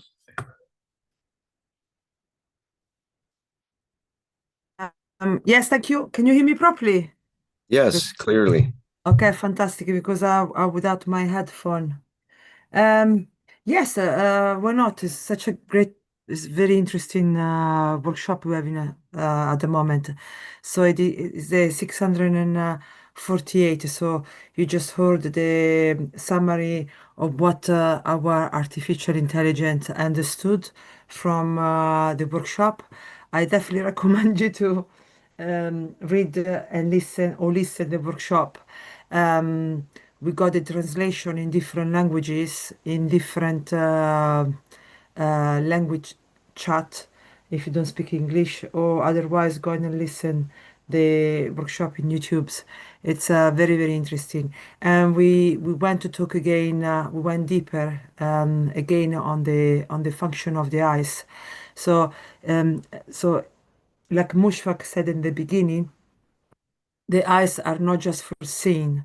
So the eyes, if you take off the brain, if you let's say you got a bit, let's say that if we imagine we take off the brain from the skull, when you lift the brain off, it comes with the eyes attached to it. So literally, the eyes are a brain tissue. And this will give us a lot of insight of the important to understand the function of the eyes. Um, uh, we usually today we are in the situation where if we don't see properly, we just go and buy sunglasses, sorry, glasses, and we correct our vision, and that's it. No, the eyes, because they're brain tissue, they are doing much more than that. At the physical level, definitely they regulate the breathing, they regulate the any function, three thirds of the function of the brain. They regulate the endocrine system. They regulate also the muscle, the ligament, tendon, everything. It's regulated by the eyes. But if you listen the last workshop and the workshop before, Mr. Keshe go more into the eyes in correlation of the space technology. So we're learning now with the last workshop and the workshop before why we got different color eyes. So in the workshop before, we learned that a lot to do also has to do with environments. The color of the eyes is definitely connected with the dimension of the matter state, with the physicality. That's why the environment influenced the color of the eyes. And in this last workshop, for example, the one of last week, Mr. Keshe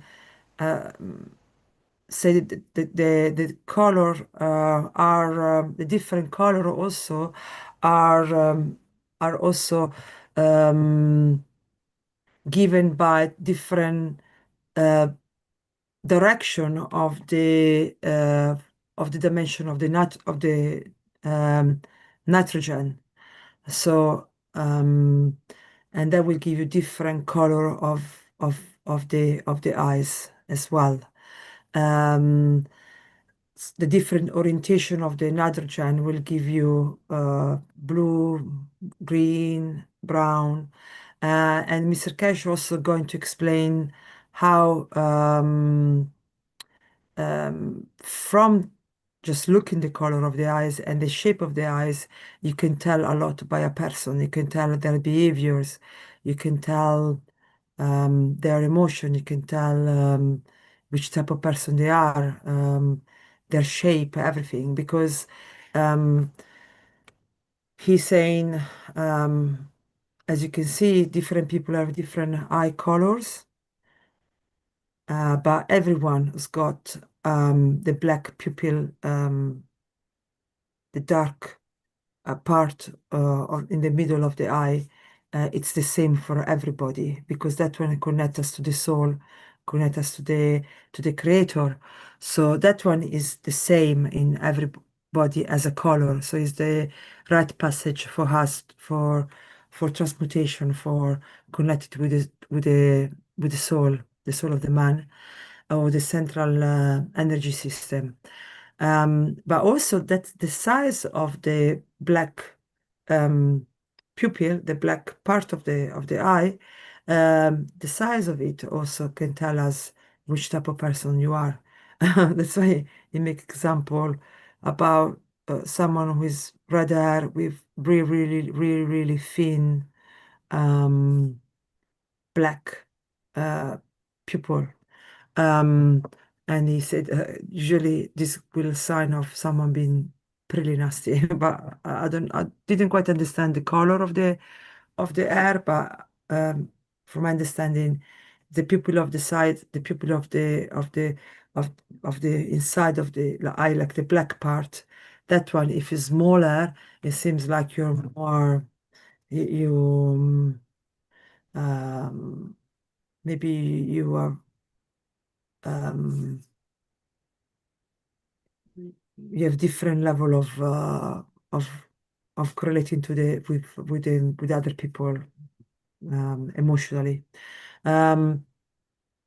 So yeah, this for me is very interested. And you can see from the AI you can play and try to see if you can change the color of your eyes, and that obviously connected with the behavior. But Mr. Keshe said also that there are different type of love, unconditional love, and very few people does really know that love of the creator. So like there are so many color the humankind is not aware of, and we didn't see yet. And in the cosmos, in the universe, we got lots of more color and grade of color that we can imagine. The same, the grade of unconditional love are very different. So the pure unconditional love that really connects us with the creator, he said only few people have felt it in this as a human race. Yes, so what else to say about this? No worries, it'll be open for 1,000 years to humanity. But thank you for covering what you have. Do you want to add anything else? No, I think we're maybe we can open something up. I was thinking there was a paper we were going to share, one of Mr. Keshe's papers about how he was going to open up 6 portholes on this planet. And then I said, oh, this is how we're going to connect. But now he's teaching the knowledge. I think he's going to open up 9 billion portholes on this planet. Again, just sharing the knowledge, but it's you who has to open the door and understand it.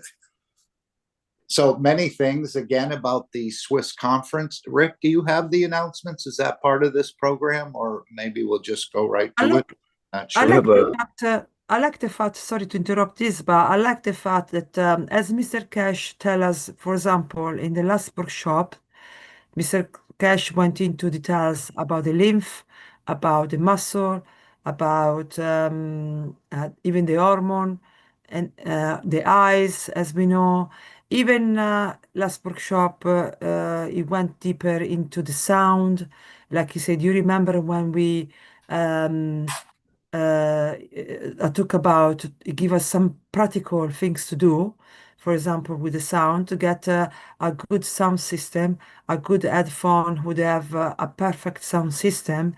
And he will say that in this way you can overpass the beat of the heart, and you will be able to control better the location of where you want to be in the dream. He said the 2 ears are like 2 radar, and they can give you once you can overpass the physicality, you can control better your dreams.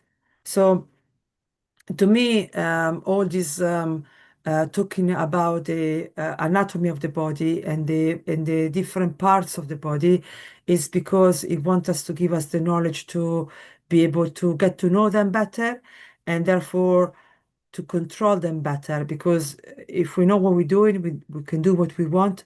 So we'll be able to switch it on and off as we wanted to, and use it as a tool to travel in the universe. Because our body is our machine. So we need to know to understand how to be able to use it. So I really like the fact when so if you remember, I think last workshop he said to you go on and going to look properly the anatomy of the thyroid glands, and that because as we understood now it's got a function of they can help us to materialize what we need. And also is saying that the hormones are not just there for make us go through puberty and get pregnant or go in menopause, but if you understand very well the hormones, we can use them for many applications that we don't realize. So even when you talk about the brain, that he said we use only scientists saying that we use only 5% of the brain. To my understanding, Mr. Keshe is opening up some knowledge regarding the anatomy of the human body to be able to us to understand how much more we can do with what we got and how much more we can take out from ourselves. And there's so much stuff that we can do that we don't know we can do. So that's why it's very important to keep track of this workshop, learn as much as we can, and practice as much as we can about ourselves and how we can control it to allow us to open up to the universal community. Mhm. Beautiful. And you mentioned machine. And again, and I think in the 305 Knowledge Seekers Workshop, Mr. Keshe said that man is the most illegal nuclear reactor walking around on this planet. Again, low energy, but nuclear reactions in a way. And if you look at a power plant, a nuclear power plant, that it has a control system or a control room, and there's many functions going on. And as you said, Stefania, we're just sort of learning how to dial in this reactor in a way, which is the body of the man in conjunction with the soul of the man. Yeah, because he said also, again, he talked about AI. He said it will teach us in the future because one eye is a receiver and one eye is some information go out. There's one eye with information going out and another eye information going in. So we can learn more in depth, which is the function of the eyes, and through the eyes we can then easily go into transmutation and the breathing, learn about the breathing. I mean, it's so exciting. It really is. Because it gives, in my case, it gives me, so in my case, because I already I'm interested with the eyes. I always had problem with my eyes. And so it give me a more three-dimensional 360 look on what we can do with our body. So it's not just health, it's not just improving vision for health, it's not just to, the health is like when you arrive to zero, and then once you get your health fix, that's the game starting. I can wait to get more knowledge regarding this. So very good. Mhm.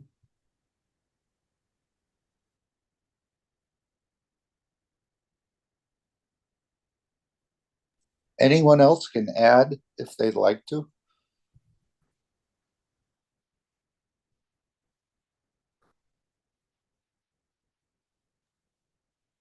Marcus, Dean, I can add a few things. So I'm looking at the transcript as well myself, and so there were many things mentioned. There were some things mentioned about Iran and UFO taking down a US fighter jet, and the pilot himself claimed that it was shot down by a UFO.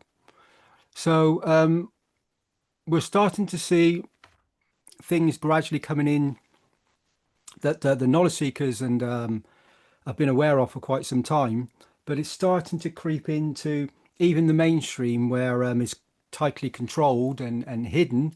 But even so, we're starting to see that it's coming to the position where it can no longer be hidden because it's in the environment, and it is creating interactions, as we know. And we've had this conversation many times before. The alien, what is an alien? So if we we only have to look at our small beautiful little blue planet, a little jewel, a small little piece of dust in an ocean, an absolute ocean, just within the solar system. And then you go out to the galaxy, and then from the galaxy you go to a universe. You can't see the galaxy. If you go to the universe, you literally can't see it. So this small little planet that we have our physicalities on, how can we say we're not this? We are just human. Yes, we were, we came from the seed of being present within an environment to become in a human form. However, when we are in a condition or environment of magnetic and gravitational field interactions held in position by other planetary systems, suns and worlds and everything I've just mentioned, and when you come outside of that viewpoint and look back down, you suddenly start to gather some information into our brains that we mentioned earlier, that are taking in vast amounts of universal energy, being field interactions within us constantly. We are a plasma within a plasma within a plasma within a plasma within a plasma, and it goes on and on and on.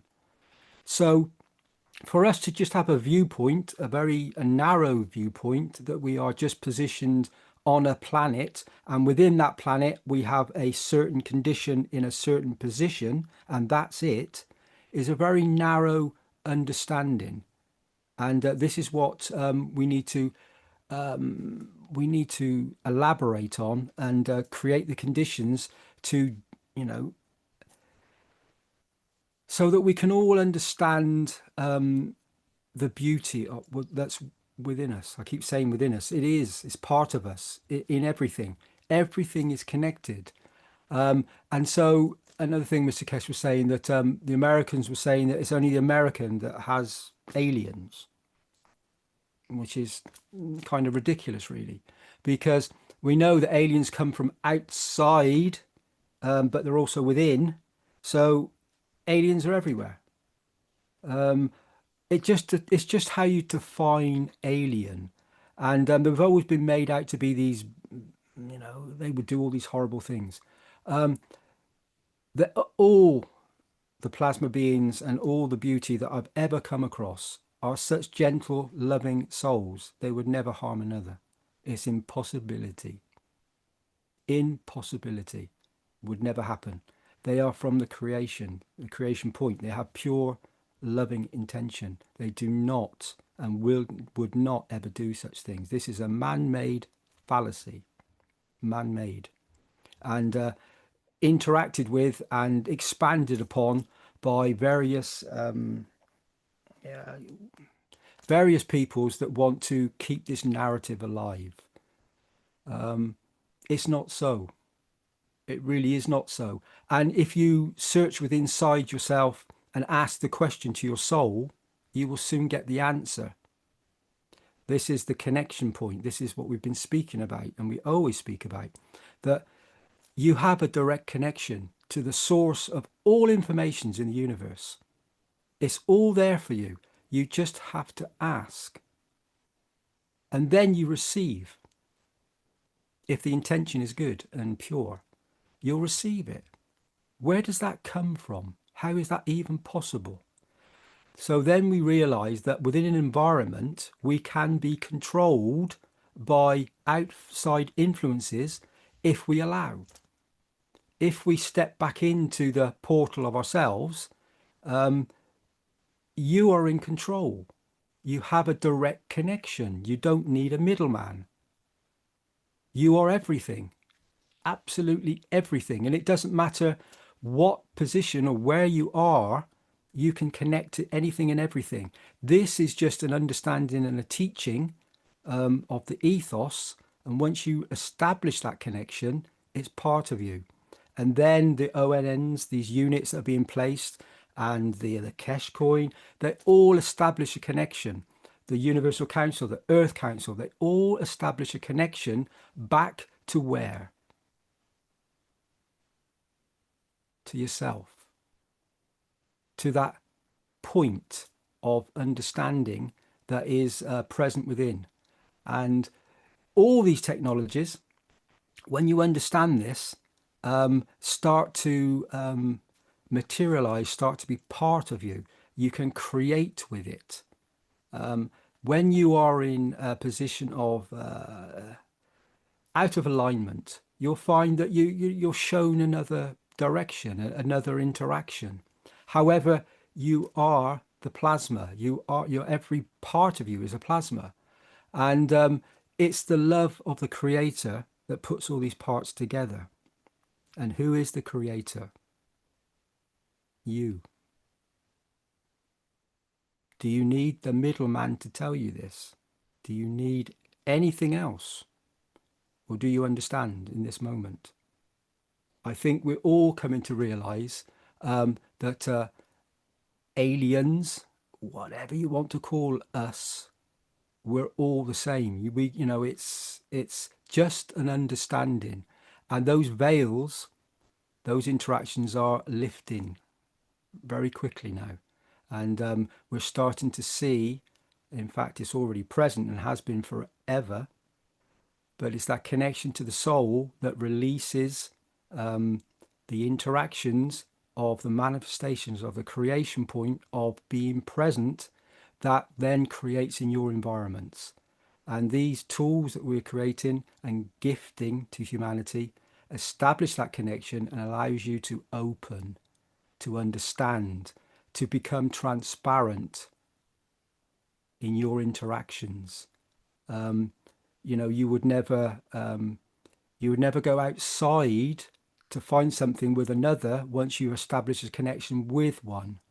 You don't need that. If you do that, that's an interaction of physicality outside of the beauty that's within you. And that plasma is something you have to be present with, have to understand. We know we've got, and part of this here is we've got an exhibition that is coming up in Switzerland soon. And Mr. Keshe has said that he's going to show some more technologies, something very beautiful that a knowledge seeker has brought forward that will greatly enhance Europe. What does that mean? None of us know, because this is Mr. Keshe's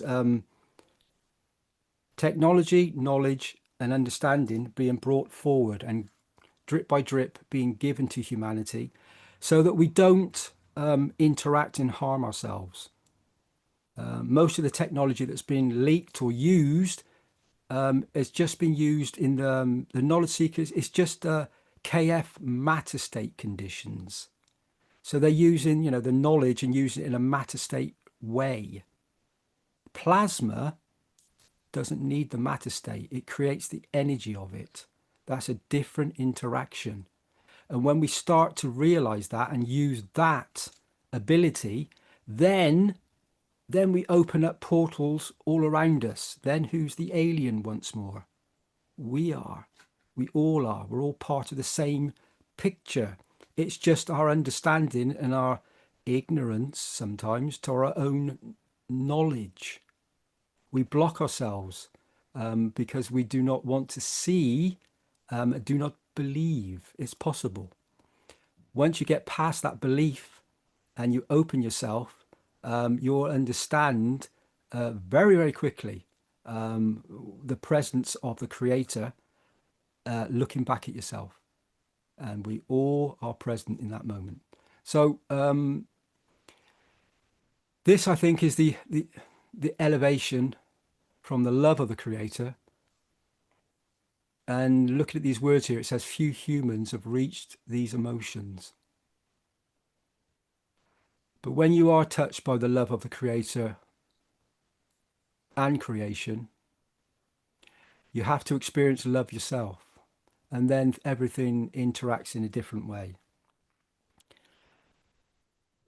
I've been in a position and where I started to interact outside of myself, and then interactions are different. The moment that I was at the weekend, I was in the association, and I interacted with some very beautiful people, and was using the technology and was sharing the technology. We did some breath work.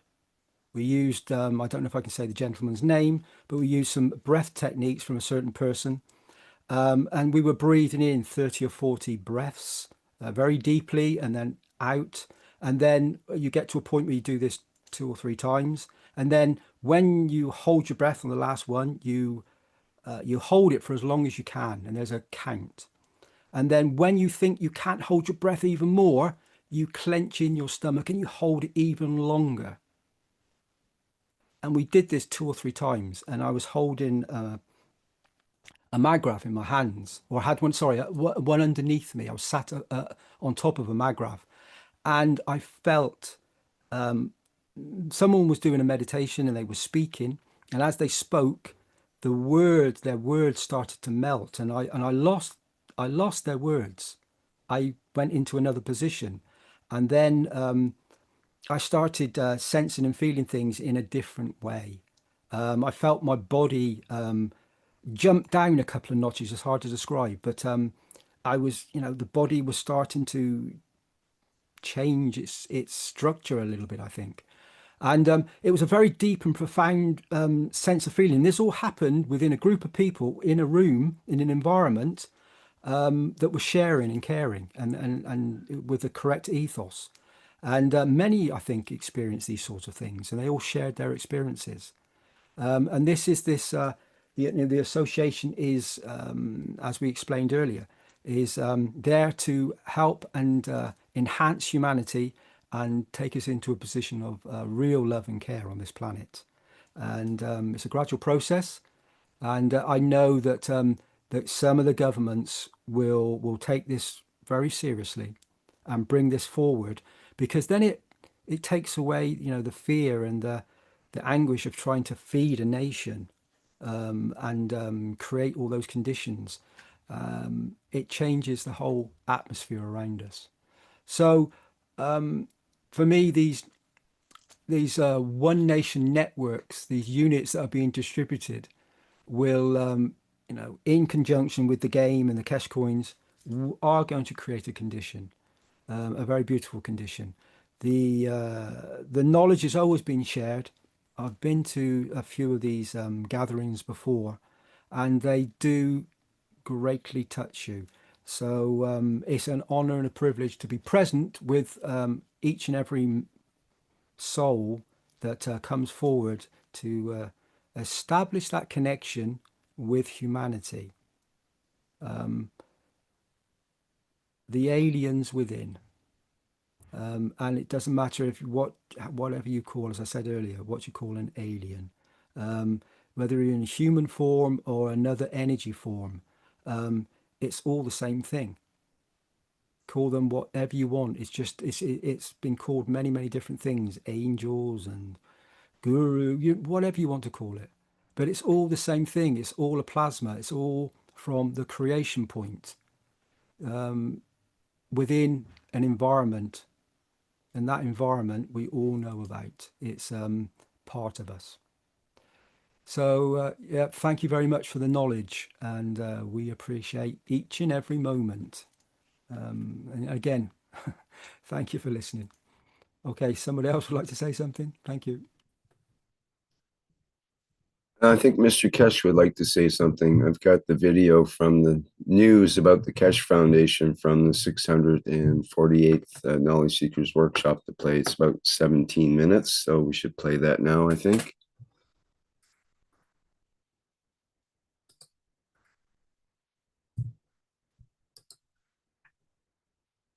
Okay, let me find it here. Okay, here we go. As many of you know, the ONNs are now in process of distribution amongst you knowledge seekers.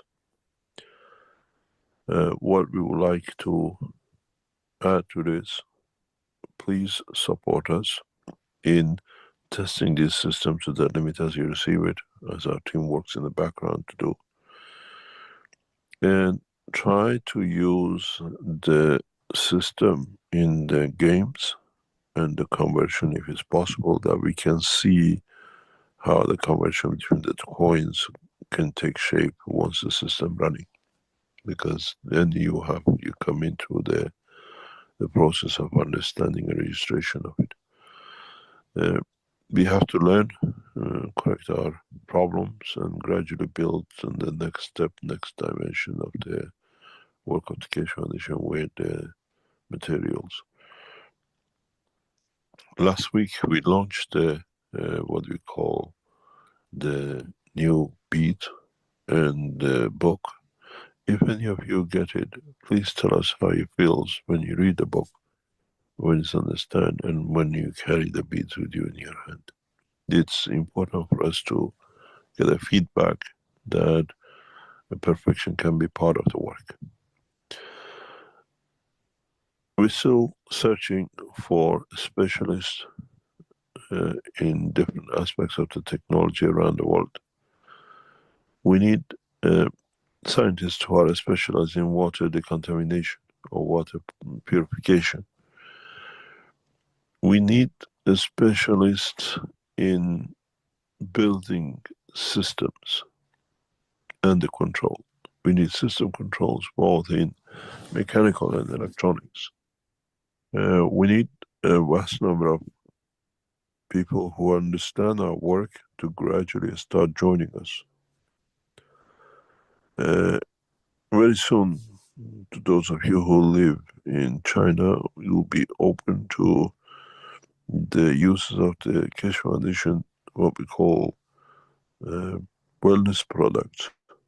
We would like to have a feedback from you if you use it, that what it is, that we get a direct answer from you, direct results.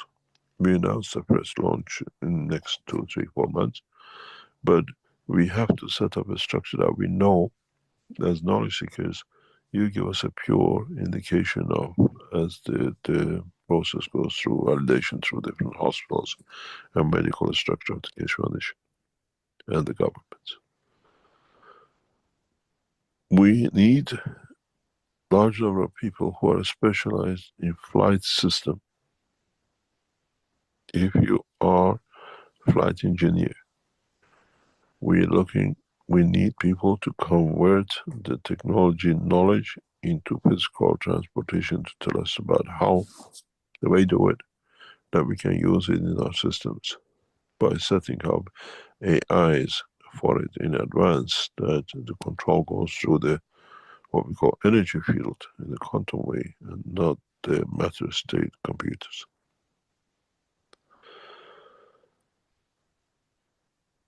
We need a huge amount of support from scientific world. Unless we bring people trying to teach and change their mind, where the knowledge seekers who have their specialty already understand next step.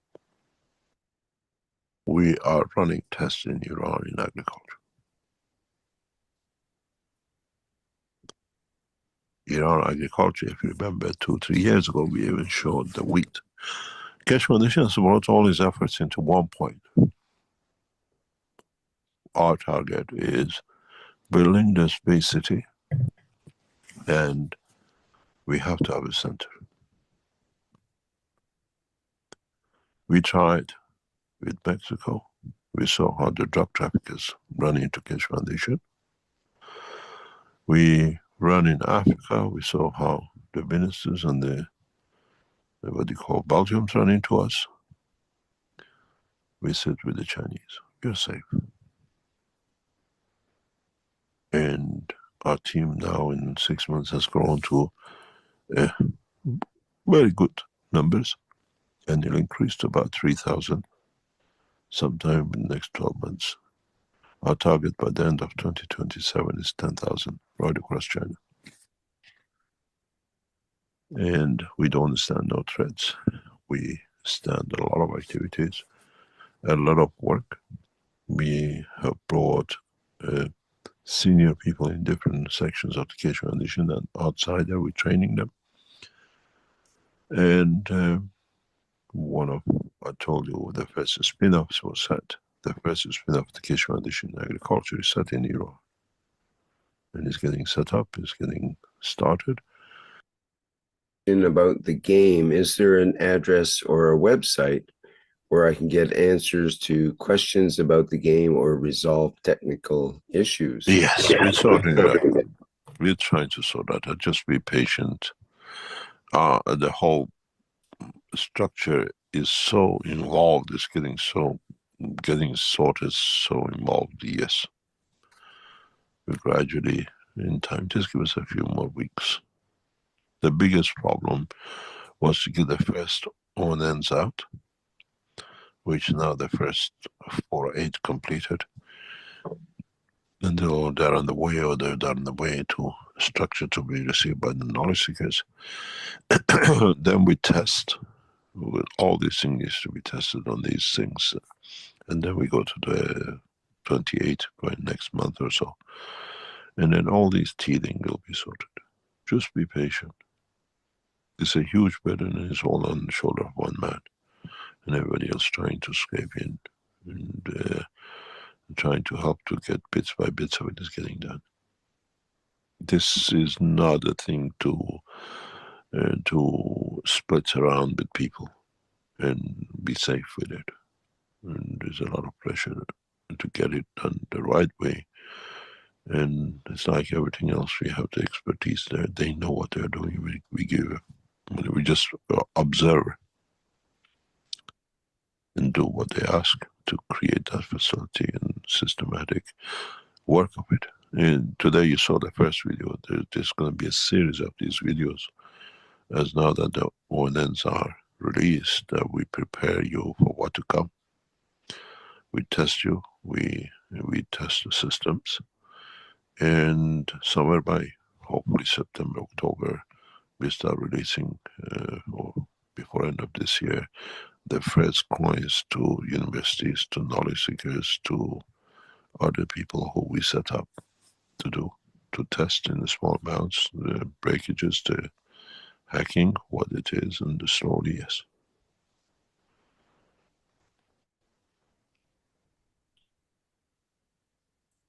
It's a very, very long process, and there is no rush for it. It's got thousands of years to go.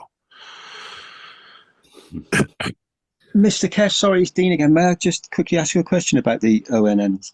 So what for most people, will they understand what they are really capable of doing? What do they really, in a physical form and in emotional form, what fields, what are they actually interacting with, and what are they going to do? At the moment, you're interacting with a physical machine that we set up the mechanism. Then once the antennas come, we move to the next phase. The antennas should be mass produced sometime. Once they tell us the mechanical side, the internet side is completed, the power supply for the system to be independent is already going through tests, which means it doesn't need any supply. So it can be anywhere connected with the unit you have. Then comes the connection that you don't need no internet. Then comes the transfer of energy across the net. And the transfer of energy is not the data, it's emotion, it's food, it's medicine. And this should be somewhere in full swing, somewhere maybe middle of next year, this time next year. The ONNs took a year to get the first one out. I have to tell you, this 8 is not the original 8, because a number of units have been moved around. They're operating for weeks and weeks, sitting, getting tested, finding the faults. Now, most of those pitfalls have been found out. It's been more or less resolved. Now it's time to get in a bigger dimension, and then next step, next step. And then when they tell us yes, the network works, the system is set up, then we add the cosmic ray section to it that we start transmitting, and then you literally become beacons of what do you call it, light or energy or transfer right across this planet. I have asked one of the what we call naval forces to join us to sink about 100 of these around the oceans, the deepest part. These things has to be done by military. Civilians don't have these facilities. A number of ordnance will be, once it's completed, they'll be sunk in the deepest ocean of this planet. And at the same time, they'll be taking the highest mountains on this planet. Is what the Earth did not give us, we recover to bring humanity to peace. And is needed.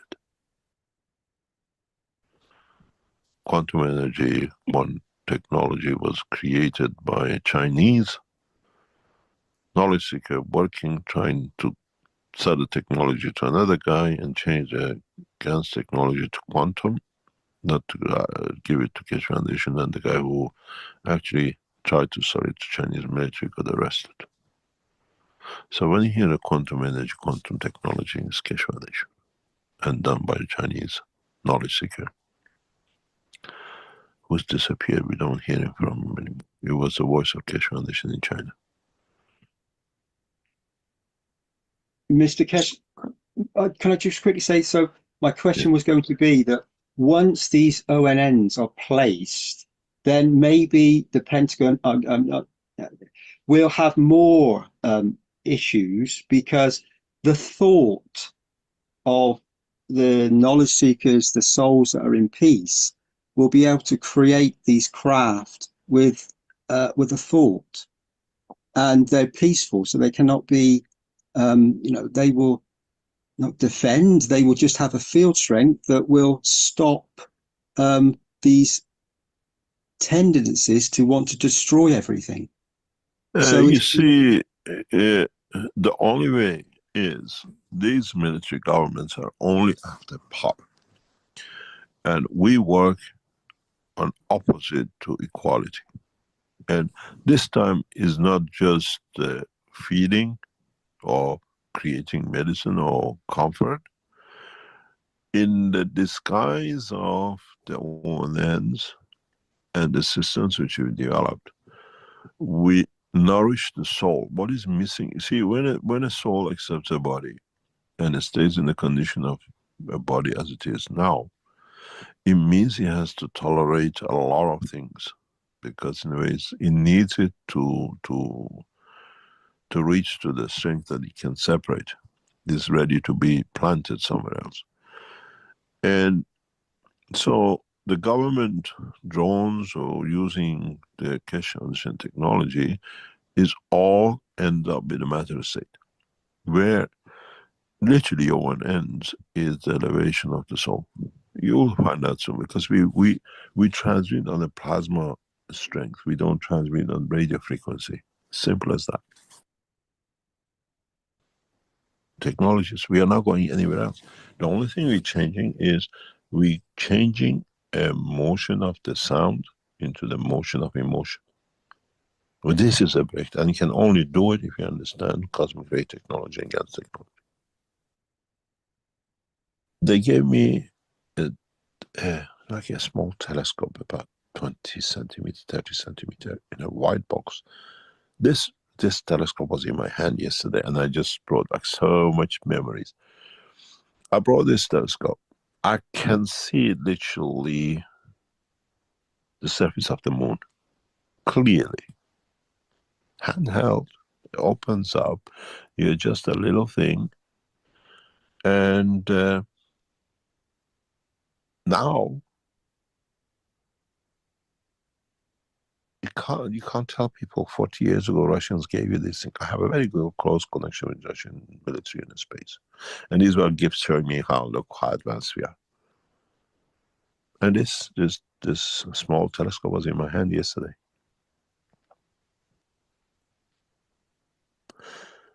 Next time when we develop such a thing, we'll have a soul. We see the existence of the soul on the moon. We feel the emotion of the planet. That's the difference. One looks at the physicality and one looks at the other side. Yesterday was one of the most joyful part of my life for a long, long time. We could not locate, we could not find all the manuscripts, all the books, all the papers, manuscript, the original, with all the mistakes is corrected and everything else. And yesterday we located it. It took a long time and totally by accident.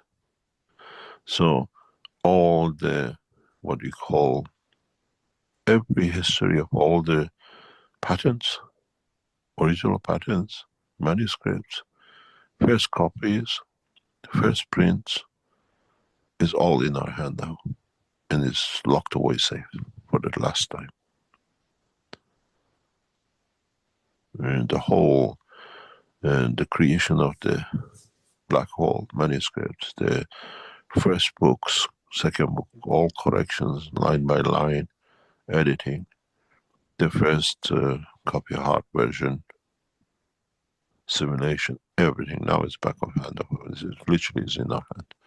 And they've been put away safe. And it's all happened yesterday. And this telescope was weighted. And the other technology is much more. The only thing is we bring the sense of life to adding to the physical knowledge of the man.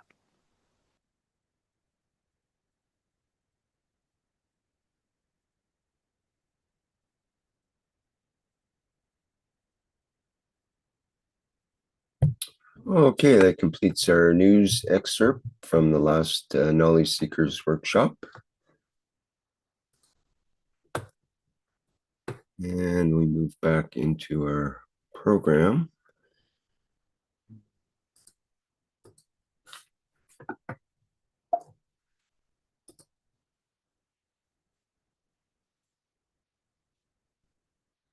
And I believe it's time for transmutation with Moshfaq. Hello. How are we doing with time? Is it good? We're a little over, but I'll do a little shorter one today. I felt the same, Moshfaq. Yeah. So Rick, if you're all right, I'll do a short one, like a 5-minute one. Yeah, I think that'll be fine. We have a 6-minute video to play and then our needs and wishes. Okay. So yeah. So today I'll touch on it, but I may go further into it next time. So transmission, now it's transmutation time. So let's talk a little bit about transmutation across time. We heard quite a bit of discussion on déjà vu. Our soul telling us of a situation that it already knows about and allowing the physicality to cooperate or not to. So this is, and we kind of diminish the role by saying it's having the word déjà vu. But as we know, this has a deeper implication. In a way, it's a recognition of our physicality, of the soul's capacity to assist. Assist in the sense that we have senses to see across time and space in a quite different way. It's not just our 5 senses anymore. We are getting glimpses of a lot more senses that Mr. Keshe hinted on. hinted about. So is this deja vu scenario something new? Not really. If we go back to our childhood, there are many things that were indicated at the soul level. Often things were discounted by the elders, parents, school teachers, whatever. But if we go to those days, there are hints and indications of the direction that the physicality should take. And in many cases, we actually followed the inner guidance. We did not have fancy words and, like deja vu or anything like that. We just did it. And as a child, we are not encumbered by various conditioning, so we can operate outside of the boundary, conventional physical boundary that we have a linear time. No. And some of us remember this well, some of us don't, depending on how much we have been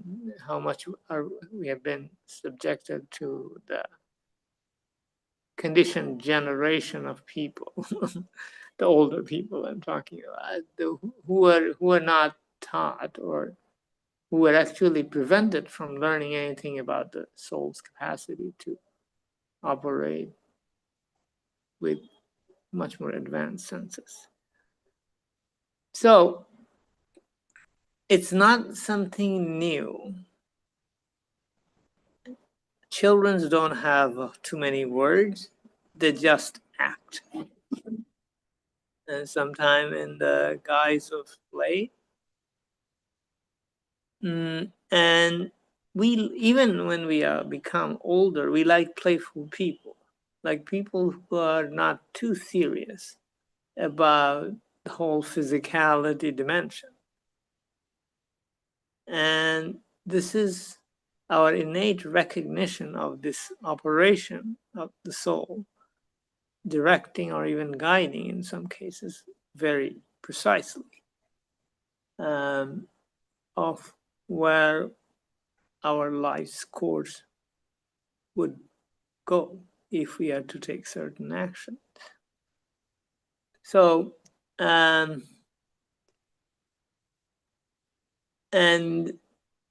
those of us who are more fortunate to remember so many of these things, I'll give you an example. Mr. Keshe talked about, his parents.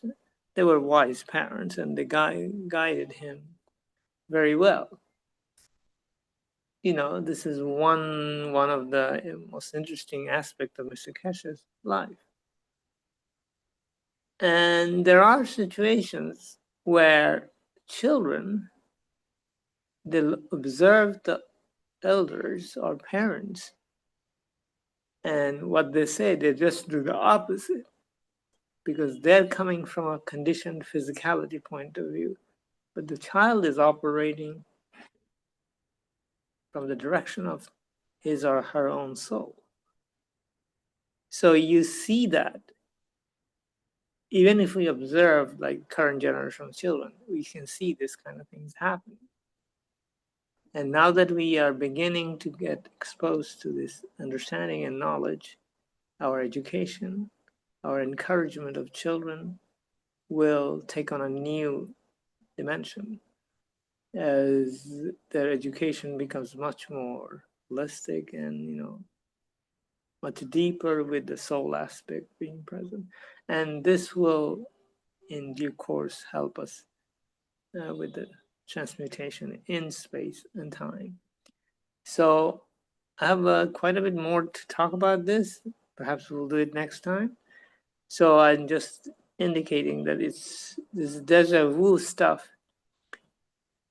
All of us can think about our own childhood and see the operation of the soul dimension in reality. And some of it we have forgotten or discounted so badly that, we'll have a hard time remembering. But if we try, we are not that far off. So good luck with that. Thank you very much. And that would be all for today. And somebody may want to ask or add a few things, but we'll keep it short still. Thank you.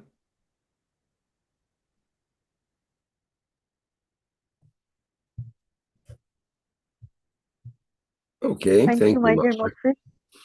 Moshfik. Thank you, my dear Moshfik. Thank you.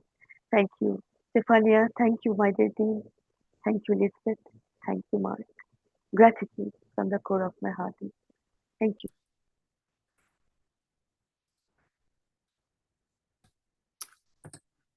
Okay, perhaps we can get into our next video, which is the invitation to the October exhibition from, again, an excerpt from the last Knowledge Seekers workshop. It's about 6.5 minutes. Play that now. Advertised the exhibition in Switzerland in October 23rd, 24th. And it was very funny. One of the French people said, 4 of us coming. Said, go and register. You have to pay us 4,000 to come and see you, but they're not paying 4,000 to come there.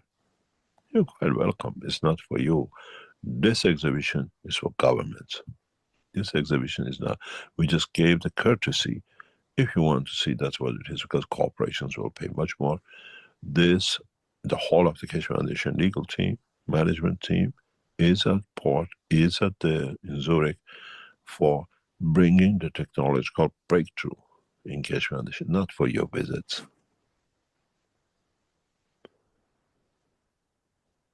We don't need anyone to come and visit, and we don't pay nobody to come and visit. It's a privilege. You want to be, you want to see, and how you could be part of. That's the privilege you're given. We didn't ask you, pay us 1,000 so that we can start a conference, the exhibition. There's a lot of work going into it, and it's really managed. And that's a pleasure of you turning up. Government decision makers, this is show off the technology at the highest. Tests are going on, and a lot of effort has been put in now already. A lot of tests is going through, a lot of other things going through to be ready. We are not waiting for your 1,000 euros to come in. You come in is your privilege to see what the world sees. You cannot do anything for this. This exhibition is for governments to change the humanity, not for you to pay you to come in. It's one of the most fundamental exhibitions which touches every single one of you living in Europe. Thank you, Mr. Keshe, trying to save us, not pay us to come and see us. What a rubbish. This exhibition is set exclusively, and it started by the effort of one knowledge seeker. Beautiful lady brought it through her partner to us, and it was there. They rang the bell. We've done this with the Italian government. Now we went a step further, and this is purely, exclusively set for industry, bringing Keshe Foundation technology. Iranian ambassador to Zurich will be present. Chinese ambassador is invited. Swiss head of state is invited. All invitations are getting set. I already got the agreement for 2 governments. They'll send their ambassadors or second in command in ambassadors. This is a game changer to show the Keshe Foundation is not just cancer. This is a technology which can bring change. The top standard setting people who do the testing are getting invited to test at site. We just thought it'd be nice if knowledge seekers want to come in, and it costs a lot of money to put the boats on the water or get you into a restaurant and the rest of it. Don't get carried away with your little knowledge. Be there to support that knowledge gets to everyone. We don't expect more than a handful of knowledge seekers on Saturday. If you come in, you're quite welcome. We already passed quite a good figures, number of people will be there. This exhibition is not for public. This exhibition is science. If we do it just for, oh, you see, like when we gave the key, oh, they only give things to the government. This time we respected you and you misuse our respect. It's when you see what the government see. And the thing is, most of your knowledge seekers don't behave yourself to sit or come in and know how to handle the ministers. That's why you're not coming on Friday. These are sensitive government decisions. These are sensitive because we interfere directly with the government's work. And it all came out of knowledge seekers. We don't go there with just. Rasponi launched the first part, and with an insight from another knowledge seeker, and somebody who said, oh, not supposed to be a knowledge seeker and hates the Keshe Foundation, brought it on the table, and it was opportunity. Voila. Even as I speak to you now, and you set up tests set up for this exhibition now on the table, meters away from me. And the test shows, yes, bullseye.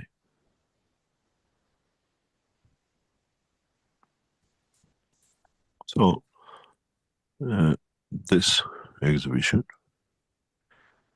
is for you to come and see the beauties of the knowledge. We could have done one-day exhibition for governments, and then you would have had all your cries in 2015. He betrayed us, he's given the key to the governments in 2000, we don't get it. We cannot satisfy the human race, can we?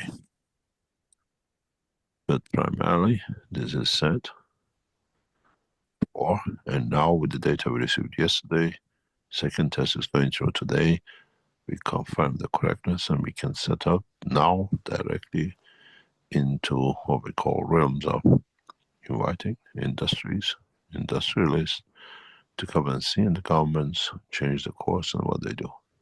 It's not all going to happen on 22nd. They just come, it has to go to governments, they have to make a decision. The fruit of this exhibition will show itself in maybe 2 to 3 years. But it's the first time Keshe Foundation shows, and I said the next step will be in Africa. We show something unique in Africa.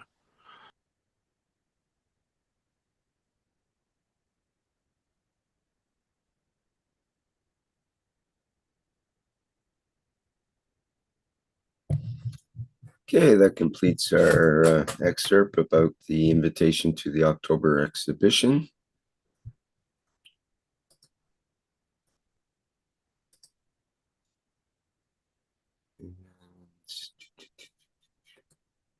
Back to our presentation.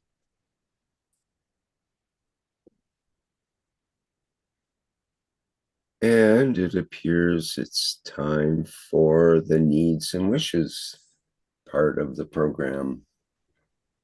Yes, thank you.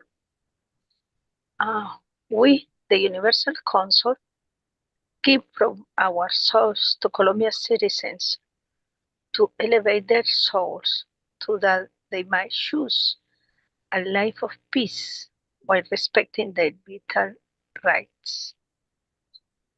Thank you.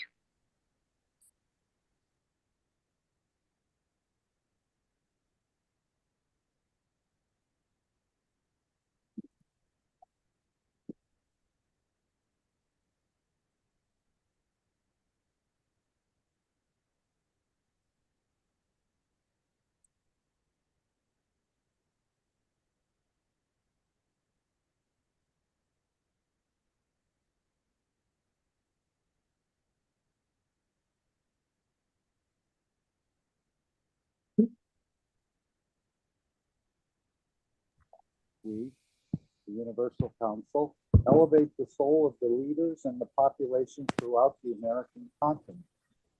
To live in harmony respecting each nation. We cannot hear you properly.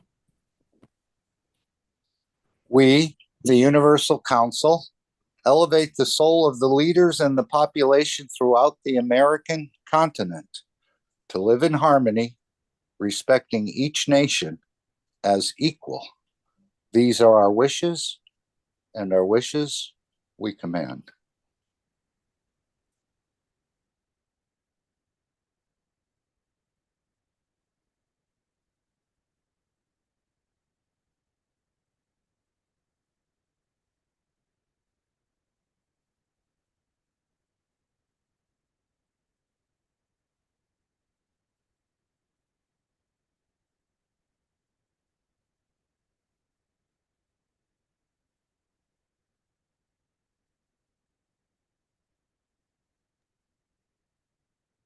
We, the Universal Council, give from our souls for the protection of those living with fear in natural disaster areas, and our soul wishes to help cover all emotional and physical needs. Our wishes, our commands, we are present.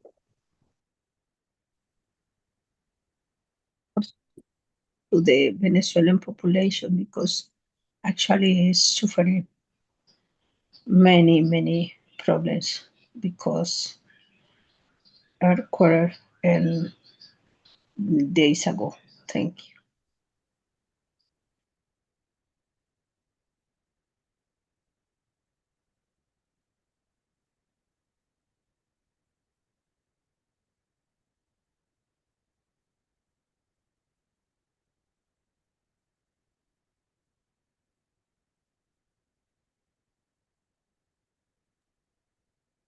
We, the Universal Council, elevate the souls of the leaders involved in conflicts in Sudan and other areas only by grief with unconditional love and inner peace so that they respect the lives of all population because they are sovereign and free. Our wish is our command. We are present.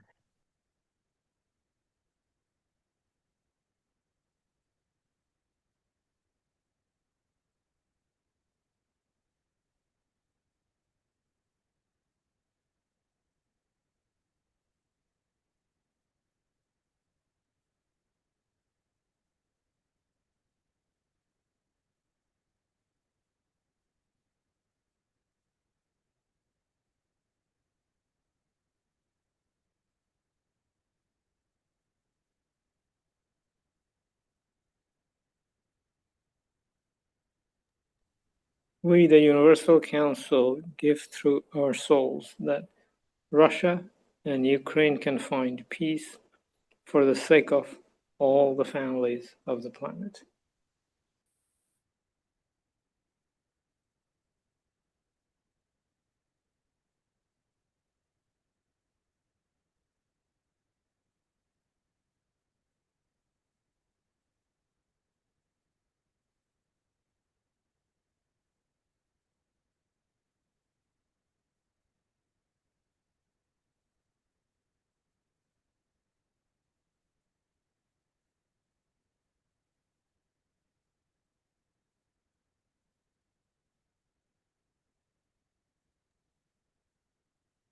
We, the Universal Council, give freely our soul to elevate the soul of the leaders to achieve peace in the Middle East now. And our wish is our command, and we are present.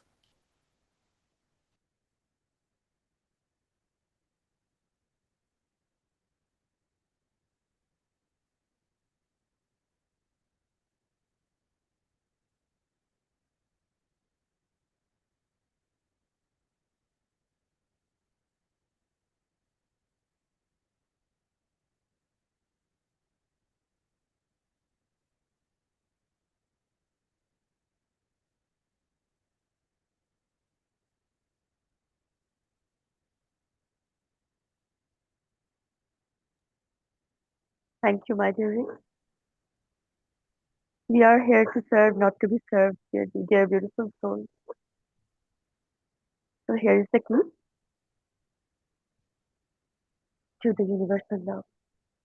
And I welcome you, welcome, Suswagatam, into the beauty and totality, into the beautiful energy of Keshe Foundation Spaceship Institute organization. Welcome into the beautiful energy of one planet, one nation, one race for justice and world peace. Welcome to the beauty and totality of all universal souls we are. Thank you so much for being here with all that peace in your heart and soul. Thank you. Gratitude. The Universal Council. Salam, Namaste, Salim.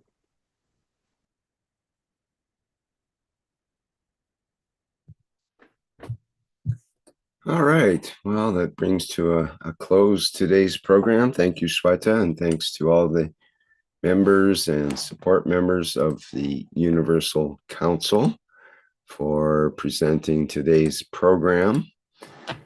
And just let me get that open. There we go. And for their efforts in the background to support the Universal Council and the work of the Keshe Foundation. This has been the 437th One Planet, One Nation, One Race for Justice in World Peace, here on Tuesday, June 30th, 2026. We'll be back again next week at the same time and location in all probability.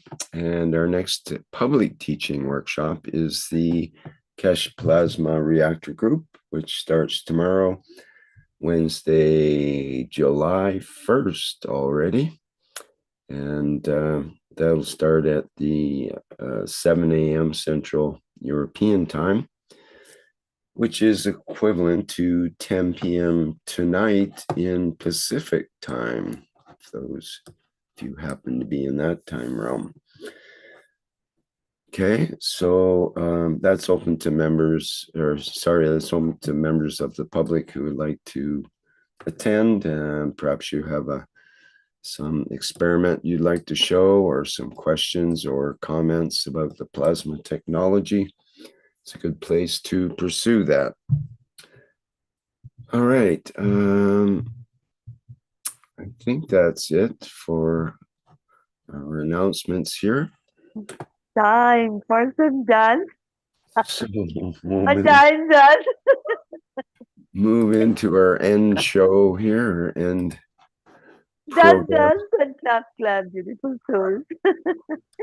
Thank you so much. Thank you. Blessings of all. That is beautiful. Thank you. Thanks. Thank you, Shweta, for introducing our flight enhancement spaceship unit to go out with here as per usual. And again, thank you everybody for attending today's program. Thank you, Mark, for being co-host once again in this endless series of workshops. And thanks to all the members and support members of the Universal Council for putting on these programs. Okay, bye for now, everyone.